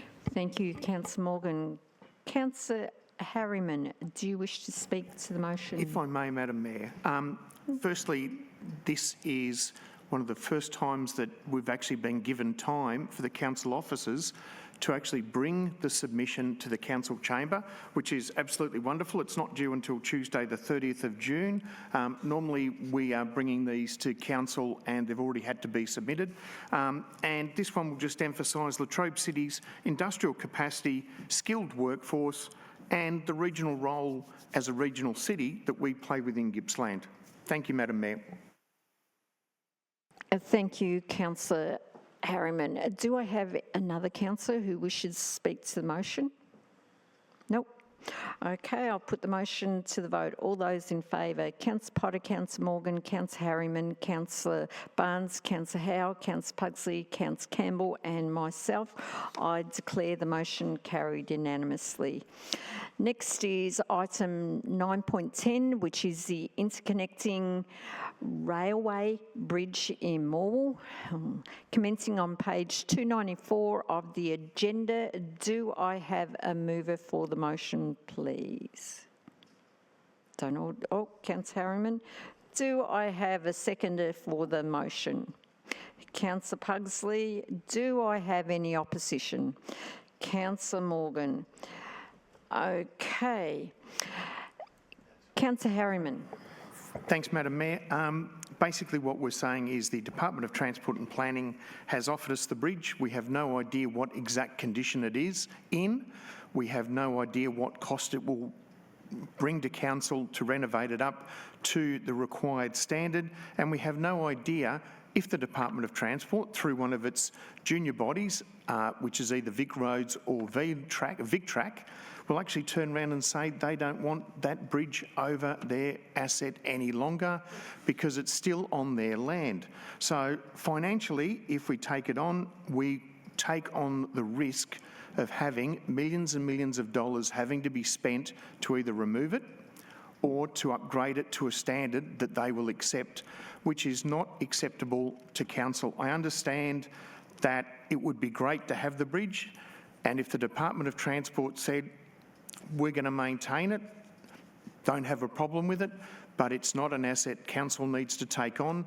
There's huge financial risks associated with it. It would be great for the intertown rail trail, but we have found an alternate route that actually takes those riders through the centre of Morwell, through the CBD, which will help improve economic impact, whereas if we use the bridge as the rail trail, it would take them out of the CBD and have less of an impact. So I can understand that people may want to keep it, may want council to take it on. It's just a financial risk we cannot touch. Thanks, Madam Mayor. Thank you, Councillor Harriman. Councillor Pugsley, do you wish to speak or reserve? Reserve at this time. Thank you, Madam Mayor. Okay. Councillor Morgan, do you wish to speak? Yes, briefly, Madam Mayor.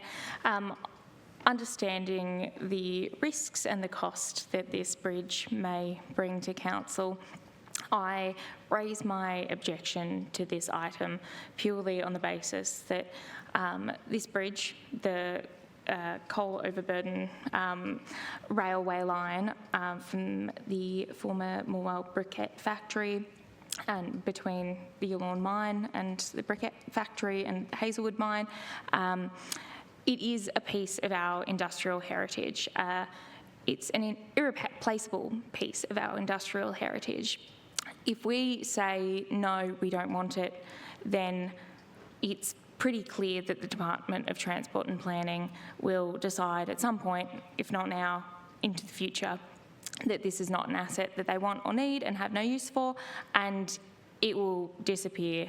And I think that will be a sad day, because a lot of the time we think about heritage in terms of very beautiful, old, gorgeous buildings, and I guess they seem to have a place in our mind and in our culture as what heritage is. But I think of, Morwell and the former township of Yallourn, and think about the heritage there, and that heritage is one of industry, it's one of people working for power stations. It's not necessarily the most beautiful heritage, but it's our heritage, and I think it is a sad day to see this potentially being removed from the visage of our history and heritage. And I think there will be some rail buffs as well who will be very sad to see it go. It's unique to us, and I think it would be lovely to see it utilised in terms of, this opening gateway into Morwell, a nod to our industrial heritage, while also being utilised for a tourism activity where people can see across the valley. And yes, it may cost a lot, but what does our heritage cost us? So that is why I will be not supporting this motion, and encourage anyone else who loves bridges, railways, heritage to support me. Thank you. Thank you, Councillor Morgan. Question, please, Mr. CEO. Okay, if this was heritage listed, who would maintain it? From my understanding, Madam Mayor, whoever the owner of the asset is would need to comply with the heritage requirements. No worries. Just a thought, councillors. Okay. Does anybody Any other councillor wish to speak to the motion? Councillor Barnes, do you wish to speak to the motion? You need to unmute. Just talking about the bridges. I know the bridges are a big issue, but we've got 3 bridges at Glengarry which go along our rail trail, and they've been trying to get them replaced for 20 years. So apparently they're worth about $18 to $20 million a bridge, and I don't think we've got any hope in hell of getting them done. But what's going to happen one day, the structure will become bad and they'll either have the rail trail stopped or they'll have to rebuild the bridges sooner or later. Thank you, Councillor Barnes, for your comment. Okay, do I have another councillor wish to speak to the motion? No. You reserved, Councillor Pugsley? I will just try and be quick. I'd just like to say that just because we aren't choosing to take ownership of this bridge, its future has not been determined by the owner, the government owner of the bridge. So they haven't made any decision about whether to keep it or to not, apart from the fact that they've offered us the opportunity. I would like to just reiterate that it's a huge financial risk. We don't know. If we took on this railway bridge, it would be great for cyclists and rail trails, but it's a huge financial risk. And as Councillor Barnes was just saying, that, you know, their railway bridges are looking at $80 to $20 million. That's a huge hit in our budget if we had to do it. That's each, thank you. And that's a huge hit in our budget. And I suggest it would actually cost more than that because of where it is actually located. There are so many more risks with this one, with the active environment around it. So I really don't think that it is good for us to take on this unknown financial risk.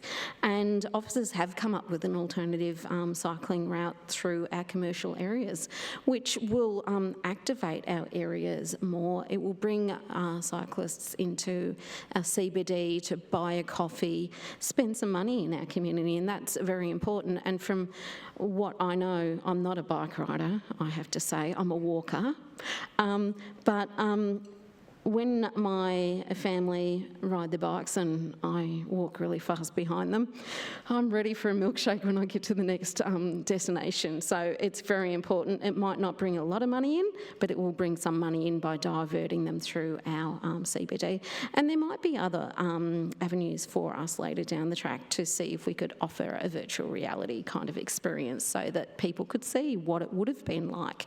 But it's just too much of a financial risk. At $20 million for a bridge, plus all the added risks of where it's located, I could not condone that sort of risk. Thank you. Question, Councillor Campbell. Question, through you, Madam Chair. How accurate is that figure, 18 to 20 million per bridge, and how much is the bridge at Victory Park costing at this point in time? So I just wanted to check because that seems to be a figure that is not substantiated. Thank you. I think whether Mr Earl wants to assist with the question response, Madam Mayor.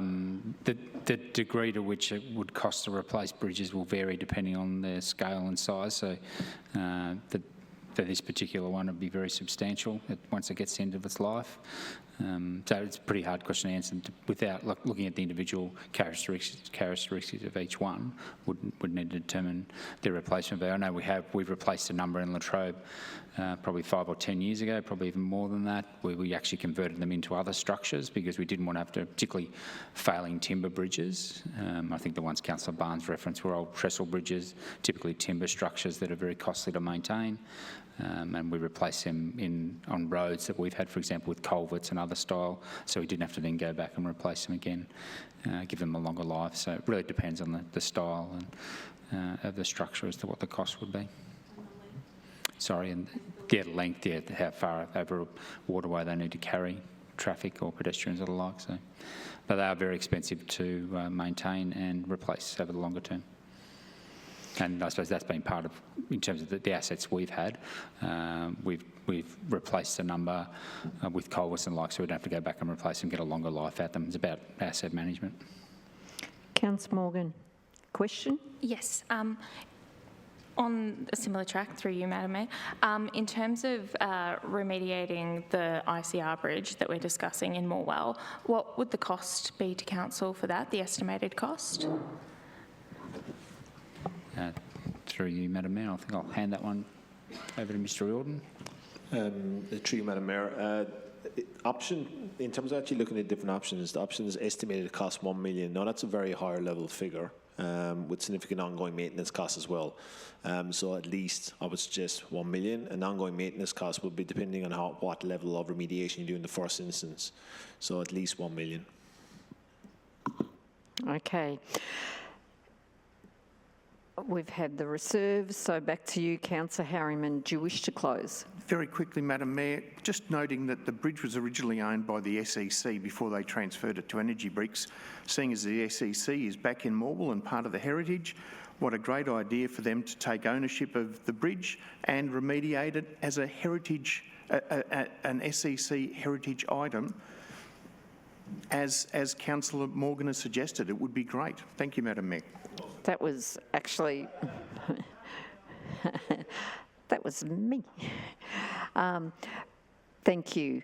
Okay, we've had speakers. I'll put the motion to the vote. All those in favour. Councillor Potter, Councillor Harriman, Councillor Barnes, Councillor Howe, Councillor Pugsley, Councillor Campbell and myself against. Councillor Morgan. I declare the motion carried. Okay, final item in this section is 9.11, which is Latrobe City Council's submission to development and expansion of waste to energy infrastructure in Victoria, commencing on page 306 of the agenda. Do I have a mover for this motion, please? Councillor Howe, do I have you're moving this motion, Councillor Howe? Yes. Sorry, happy to move, thanks, Madam Mayor. Councillor Harriman, are you seconding this motion? Happy to second, Madam Mayor. Do I have any opposition? No. Councillor Howe, do you wish to speak to the motion? Oh, yeah, I've got a few points I'll just bring up. So the Parliament of Victoria is currently undertaking an inquiry into the development and expansion of the waste-to-energy infrastructure, which will help inform future policy settings across waste management, the circular economy and infrastructure planning. So this inquiry is particularly relevant to Latrobe City, given the impacts it may have on waste management, landfill capacity and economic diversification opportunities within our region. We also have a proposed waste-to-energy facility plan for the Opal site in Latrobe City, so this discussion is especially important for our community. The submission focuses on the role of waste to energy as a complementary waste management solution and highlights the need for clear, consistent and coordinated state government policy settings to support appropriate investment and informed decision making. We were supplied, as councillors, we provided with a copy of the submissions and were given the opportunity to provide the feedback. The submission outlines 10 recommendations aimed at strengthening future policy and planning frameworks. Energy to waste has potential to play an important role within our circular economy. It can provide a practical pathway for managing residential waste and reducing long-term reliance on landfill. However, we need to make sure it's supported by structured, coordinated and forward-looking policy settings. This was a well-researched and professionally prepared submission. I'm very happy to move and support and endorse it. Thank you. Thank you, Councillor Howe. Councillor Harriman, do you wish to speak or reserve? Very quickly, Madam Mayor. Latrobe City is facing increasing pressure from its waste management. We have a finite supply of landfill availability. And with a waste to energy program, we're actually looking at taking putrescible waste, which normally ends up in landfill, and going through that waste to take out any recoverable items. So where we would normally have waste would just go into the back of the truck and would be dumped in landfill. The proposal for waste to energy is to actually go through and take resource recovery to the next level, where we take items that can be reused, that can be recycled out of that waste, so that only the processable waste is finally burnt, and we're not actually ending up with resources that we can recover ending up in landfill as they do now. One of the real bonuses of this is that there's already been tests done that from waste to energy plants, the waste product that's left can actually be used in roads and takes away the need for high cost of road maintenance, which means it's another win for a council being able to get a cheap, cost-effective road fill to help lower cost to ratepayers. So fully support it, Madam Mayor. Would love to see the one out at Opal go ahead. The sooner the better, and is great for resource recovery, great for the environment, and best of all, it lowers the cost of us having to run landfill. Thank you, Madam Mayor. Thank you, Councillor Harriman. Do I have another councillor wish to speak to the motion, please? Nope. Okay, I'll put the motion to the vote. All those in favour? Councillor Potter, Councillor Harriman, Councillor Morgan, Councillor Howe, I've got you, Councillor Barnes, Councillor Pugsley, Councillor Campbell and myself. I declare the motion carried unanimously. Okay, we're into item 10, which is statutory planning. Now, we have already had 10.1, so we're up to 10.2, which is Amendment C 151, signature strategy, consideration of submissions commencing on page 357 of the agenda. Do I have a mover for that motion, please? Anyone? Councillor Howe, bless your cotton socks. Okay, do I have a seconder for the motion? Okay, ladies, which one? Councillor Potter. All right, do I have any opposition? Oh, Councillor Harriman. Okay, Councillor Howe, do you wish to speak? Yes, thanks, Madam Mayor. Motion before us now is to provide an update to councillors and the community on the submissions received in relation to Amendment C151, the Latrobe signage strategy, and also seek approval for the next step in the process. So, sorry, you're right. Oh, sorry. The amendment is a municipality-wide policy initiative aimed at providing clearer and more consistent requirements for businesses applying for signage planning permits. There was a 4-week community engagement period. The community consultation included 4 public drop-in sessions, a publication of the amendment documents on the Latrobe City Council website, on our Councillors Have Your Say page, also promotions through the LV Express and our Council Facebook. As a result of the exhibition, there were 17 landowners and stakeholders made telephone inquiries. The Have Your Say and Amendment C151 web pages received 383 visits, which is pretty good. And officers received 4 written inquiries or requests for additional information. So in all, a total of 11 submissions were received. Of these, 4 were determined not to be applicable to the amendment, while officers have recommended 2 submissions to be referred to the independent planning panel, which is the next step for the amendment process. I think the council's undertaken a thorough community engagement process when you look at what we've done and how many visits, etc., we have received. It's provided the community with the opportunity and the business community with the opportunity to provide valuable feedback. So I look forward to reviewing the panel's report and seeing the final amendment brought forward. Thanks, Madam Mayor. Just hang on a sec, please.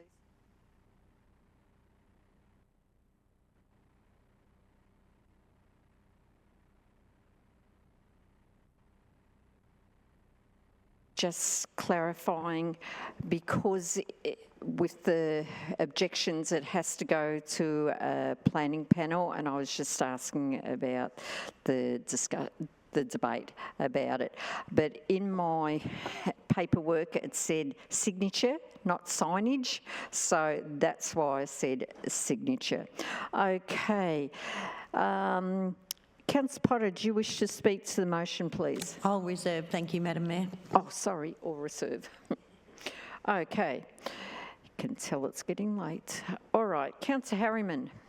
Thank you, Madam Mayor. I actually support 99.9% of this. The reason I've objected is just basically to give voice to some of those businesses that had actually come up and had objected to it. And I know that our officers have worked really, really hard with some of the businesses to work through. We've had objections withdrawn, but I think it wanted to point out and make the point that this is now going to a planning panel, that we have taken on board the objections and that they're being sent to a planning panel. Yes, I understand the grief and the angst the businesses have with this submission. I understand why they're against it, and my objection is basically just to give them voice in the chamber. But more than likely, at this stage, I'm not sure which way I'm going to vote. Thanks, Madam Mayor. Okay, got splinters. All right. Okay, do I have a speaker for the motion? Councillor Morgan. Yes, just briefly, Madam Mayor. I'm happy to support this motion. As has previously been mentioned, there's been a very thorough consultation with businesses, just people throughout the municipality, to get their thoughts, opinions and views on these issues to do with signage. Yes, we've received one objection at this stage of the total submissions that we received. The final number totaled to 11. We had 3 in support, 5 who supported it with changes to parts of the document, 1 objection and 2 who withdrew their responses. Of the unresolved submissions, there are 6 and 4 were not within the scope of what the signage strategy is there to do and what it's meant to be for. So I'm very happy to support this, to go forward with all the steps it needs to take in the planning scheme amendment process, including the planning panel, to ensure that we can deal with those concerns that have been raised in a very sensible and well thought out process, and we will see hopefully a really good final signage strategy for our community. Thank you. Thank you, Councillor Morgan. Do I have a speaker against the motion? Do I have a speaker for the motion? Anybody else wish to speak? No. Councillor Potter, you reserved. Thank you, Madam Mayor. I think the highlight of this is actually that the Minister of Planning is going to be looking at the 2 submissions that couldn't be accommodated for within the program, because that says it's working. That says we've tried our best, we've tried to rewrite it, we've tried to work it out, and we can't.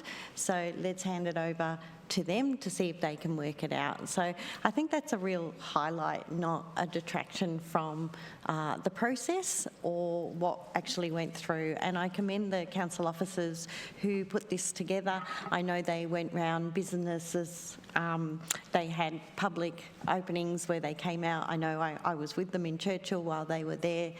So lots of people had lots of opportunity to put in their input. And to me, this is a really great example of a really good outcome of community consultation. Thank you, Madam Mayor. Thank you, Councillor Potter. All right. Since we've had opposition, Councillor Howe, do you wish to close?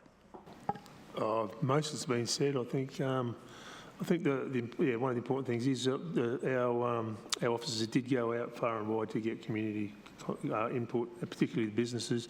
They spoke to the business chamber, got some feedback from them. So yeah, I'm very happy with where it sits, and look forward to see what the results from the panel is. Thank you.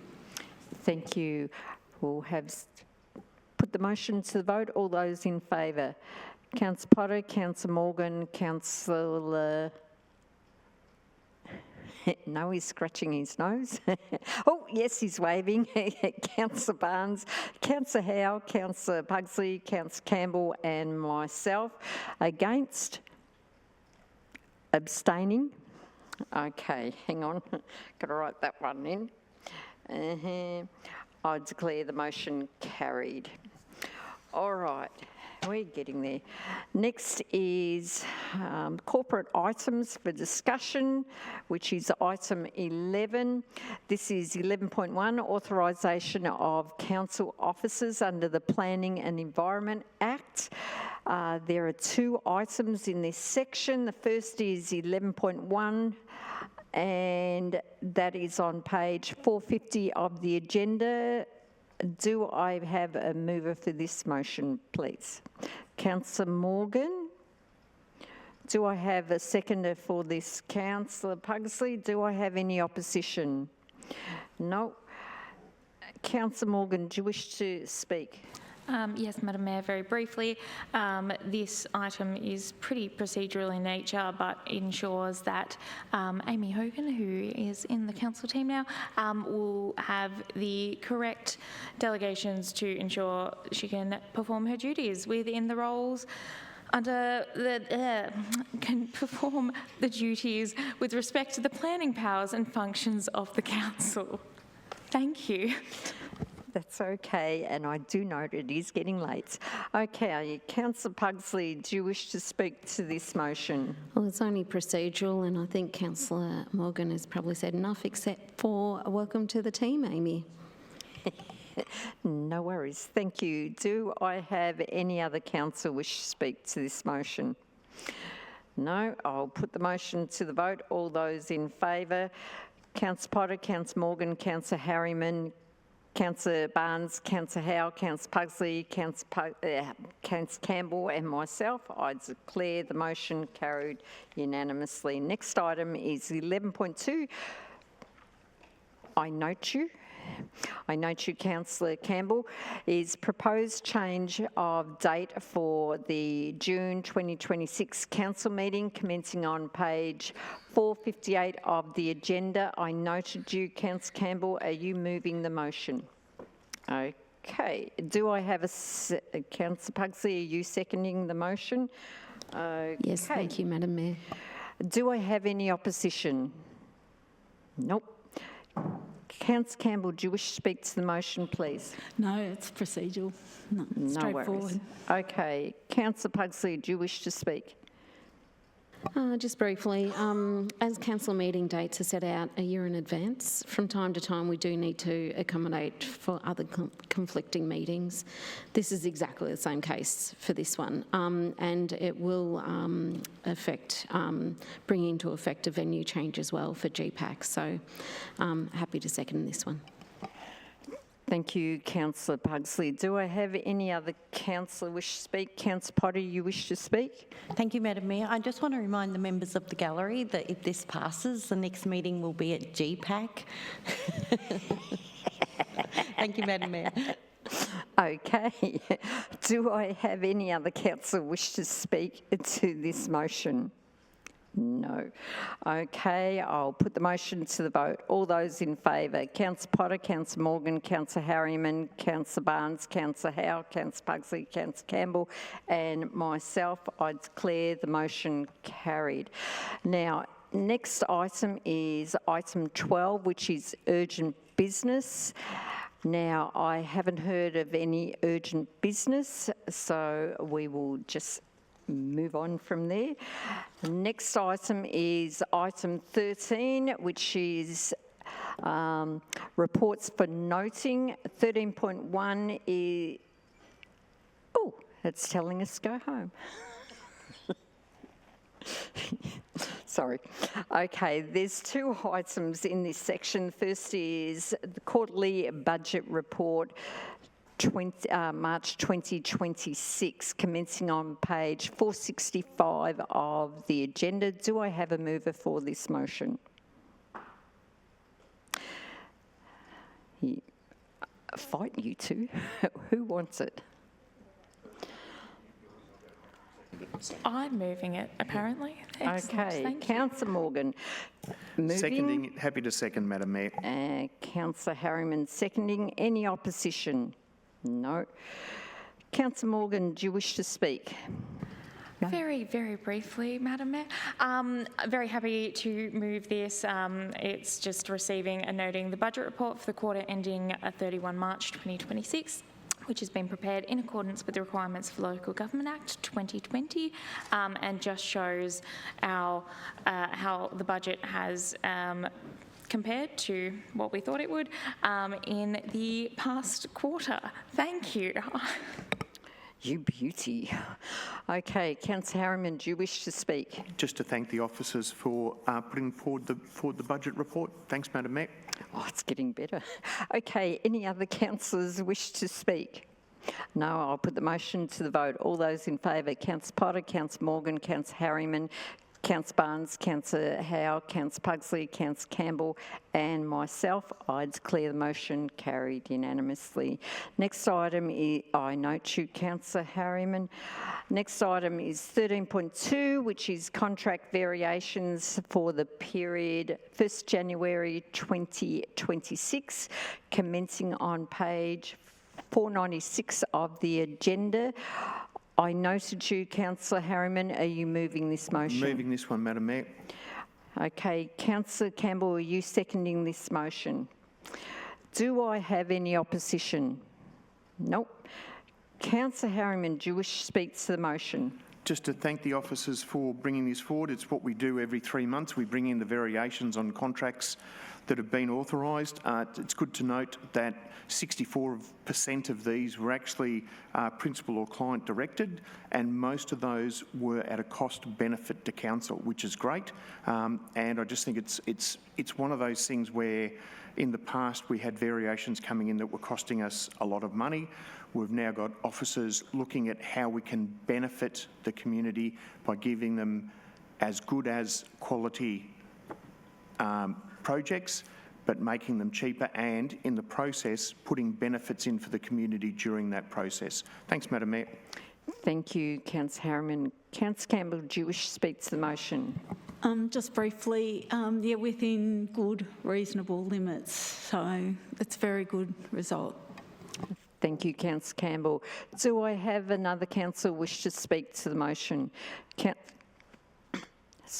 Councillor Morgan. Yes, thank you, Madam Mayor. Very briefly, I just want to draw to the attention that Council has 193 active contracts and 12 or 6.2% of those active contracts have had variations this quarter. So a very small amount of our contracts have had to have variations. Of those 12 contracts, the 47 contract variations, of those 12 contracts, we had 47 contract variations which were approved, and 6 of the total of 47 variations were a credit to Latrobe City. And as Councillor Harriman said, 30 of those 47 were principal or client directed. So it's a really good outcome for us and very happy to support it. Thank you. Thank you, Councillor Morgan. Do I have anybody else wish to speak to the motion? No, I'll put the motion to the vote. All those in favour, Councillor Potter, Councillor Morgan, Councillor Harriman, Councillor Barnes, Councillor Howe, Councillor Pugsley, Councillor Campbell and myself, I declare the motion carried unanimously. Next item is 14, which is questions on notice. There are none. So we will move on to item 15, which is items for tabling.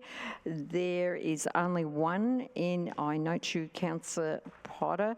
There is only one in here, which is a tabling of petition reduction of speed limits in Yanar, commencing on page 521 of the agenda. Councillor Potter, I noted you. Are you moving the motion? Thank you, Madam Mayor. Thank you. Councillor Campbell, are you seconding the motion? Is there any opposition? No, but they can oppose. Okay, we've had no opposition, but I'll have to put the motion to the vote. All those in favour? Councillor Potter, Councillor Morgan, Councillor Harriman, Councillor Barnes, Councillor Howe, Councillor Pugsley, Councillor Campbell and myself, I declare the motion carried unanimously.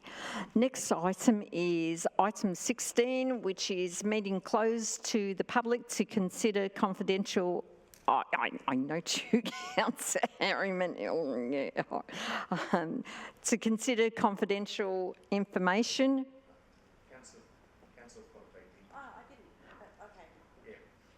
fight you Happy to move, Madam Mayor. Okay. All right. All right. Councillor Potter, you're moving this motion. Councillor Harriman, you Very are happy to second. this. I bet you are. You're seconding. Any opposition? No. Councillor Potter, do you wish to speak to the motion? No, thank you, Madam Mayor. Thank you, you beauty. Councillor Harriman, do you wish to speak to the... No. Thank you. No. Any other councillor wish to speak to the motion? No. Put the motion to the vote. All those in favour, Councillor Potter, Councillor Morgan, Councillor Harriman, Councillor Barnes, Councillor Howe, Councillor Pugsley, Councillor Campbell and myself. I declare the motion carried unanimously. Now, this now concludes the meeting, the open section of the meeting. So I will call the meeting closed at 9:57, and this is to consider confidential business items listed by the CEO. I thank everybody for, I reckon endurance. For all those in the gallery, thank you very, very much. It's been a long night. I thank you. And for those online, thank you very much. I hope next council meeting it won't be as long, but thank you, and I look forward to seeing you next time. Thank you.